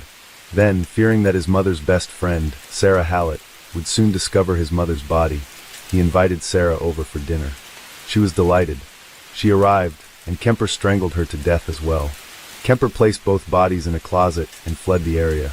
Taking caffeine pills to keep awake for the more than 1,500-mile drive, he drove nonstop to Pueblo, Colorado. After driving for 3 days without sleeping, Kemper arrived in Pueblo, but couldn't find any news about the killings of his mother or her friend on the radio. But still suspecting police had discovered their bodies and were likely onto him, Kemper found a phone booth and began to make a call. 2 weeks after Detective Alufai visited Kemper to retrieve the towel-wrapped gun from his bare trunk, his Santa Cruz Police Department received a phone call at 5 a.m. in the morning. It was Ed Kemper, freely admitting to killing his mother and her friend. But the officer taking the call didn't take the big Ed that they used to hang out with at the jury room seriously. He advised Kemper to contact them later. Kemper did, but again was met with disbelief and assumed to be a prank. Kemper called yet again and urged them to send Detective Alufai, who had recently been to his mother's home to confiscate his weapon, to return there to check and confirm his story. Kemper also confessed to killing the 6 co-ed students. Then he waited for the police to come and arrest him. Police rushed to the home of Kemper's mother and found the home undisturbed. There was no indication of the murder until they turned over his mother's mattress and found it soaked in blood. Nearby was a cryptic note left by Kemper, which read, "Not sloppy and incomplete, gents. Just a lack of time. I got things to do." Approximately 5 to 15 a.m. Saturday. No need for her to suffer any more at the hands of this horrible, murderous butcher. It was quick, asleep, the way I wanted it. Ed Kemper was taken into custody. Thrilled by the notoriety of being a serial killer, once Kemper was apprehended, he began compulsively confessing. He provided long and detailed confessions that seemed unending to officers. He delighted in detailing to anyone who would listen the crimes he committed in chilling and graphic detail. Crimes so pathological, the officers were left disturbed. And with Kemper's arrest, police finally discovered why the co-ed killer had eluded them for so long. As he was handing out the police at the jury room, Kemper was observing their strategies relating to his case and gleaning how they planned to identify and catch him. That inside information gave him an upper hand in eluding them. They'd buy me a beer, I'd buy them a beer. Casual relationships, but I was poking around a little bit, trying to find some things out. I knew they wouldn't be privy to hot information, but there were some things that were bothering me. Like, were there any speculations on how they were dying? Did the cops like you? Like I said, a friendly nuisance. I got in the way, and it was deliberate. Again, friendly nuisances are dismissed. Why did Kemper kill? Experts have concluded that all of Kemper's earlier killings were simply a symbolic rehearsal for killing his mother. And once he'd accomplished killing her, he no longer needed to kill. And that's why he turned himself in. Kemper, on the other hand, claims his motives were different. When asked in an interview why he turned himself in, he claimed he sensed the police had found him out when Sergeant Alufai came to confiscate his gun. He figured they were playing a game of cat and mouse with him, and that they were fully aware he was the murderer. And so, to spare his mother the embarrassment of learning that he was the co-ed butcher, he claims he killed her, similar to what he stated in the cryptic note that he left. In a separate interview, however, Kemper claimed that the reason he turned himself in was that the original purpose was gone. It wasn't serving any physical, real, or emotional purpose. It was just a waste of time. Emotionally, I couldn't handle it much longer. I just said to hell with it and called it all off. On May 7, 1973, Kemper was charged with 8 counts of first-degree murder. After learning of his detailed and exhaustive confession, Kemper's defense team had no defense options, other than to plead not guilty by reason of insanity. Kemper's trial began on October 23, 1973. 3 psychiatrists selected by the court deemed Kemper to be legally sane. On November 8, after just 5 hours of deliberation, the jury of 6 men and 6 women found Kemper guilty on all 8 counts of first-degree murder. Prior to sentencing, the judge asked Kemper what he thought his punishment should be. That was an easy question for Kemper, since he'd been dreaming about this moment since childhood. His response to the judge was that he felt that he should be tortured to death. But since there was a moratorium on capital punishment in California, Ed Kemper was sentenced to 8 life sentences to be served concurrently. Edmund Kemper is serving out his prison term at the California Medical Facility State Prison at Vacaville, north of San Francisco. Not surprisingly, given Kemper's apparently likable personality, wherever he goes, Kemper has been considered a model prisoner. And ironically, given his crimes, he makes guards, prison staff, and inmates alike feel comfortable in his presence. At one point, he was in charge of scheduling inmates' appointments with psychiatrists. And he was also the coordinator of a project called the Blind Project, a non-profit project to help blind inmates. Kemper voiced over 5,000 hours of narration for the project, resulting in hundreds of audiobooks. Since he's been in prison, Kemper has granted, and no doubt delighted in, numerous in-depth interviews for documentaries and other productions covering his life and crimes. He has also been the subject of multiple books, movies, television miniseries, and even songs.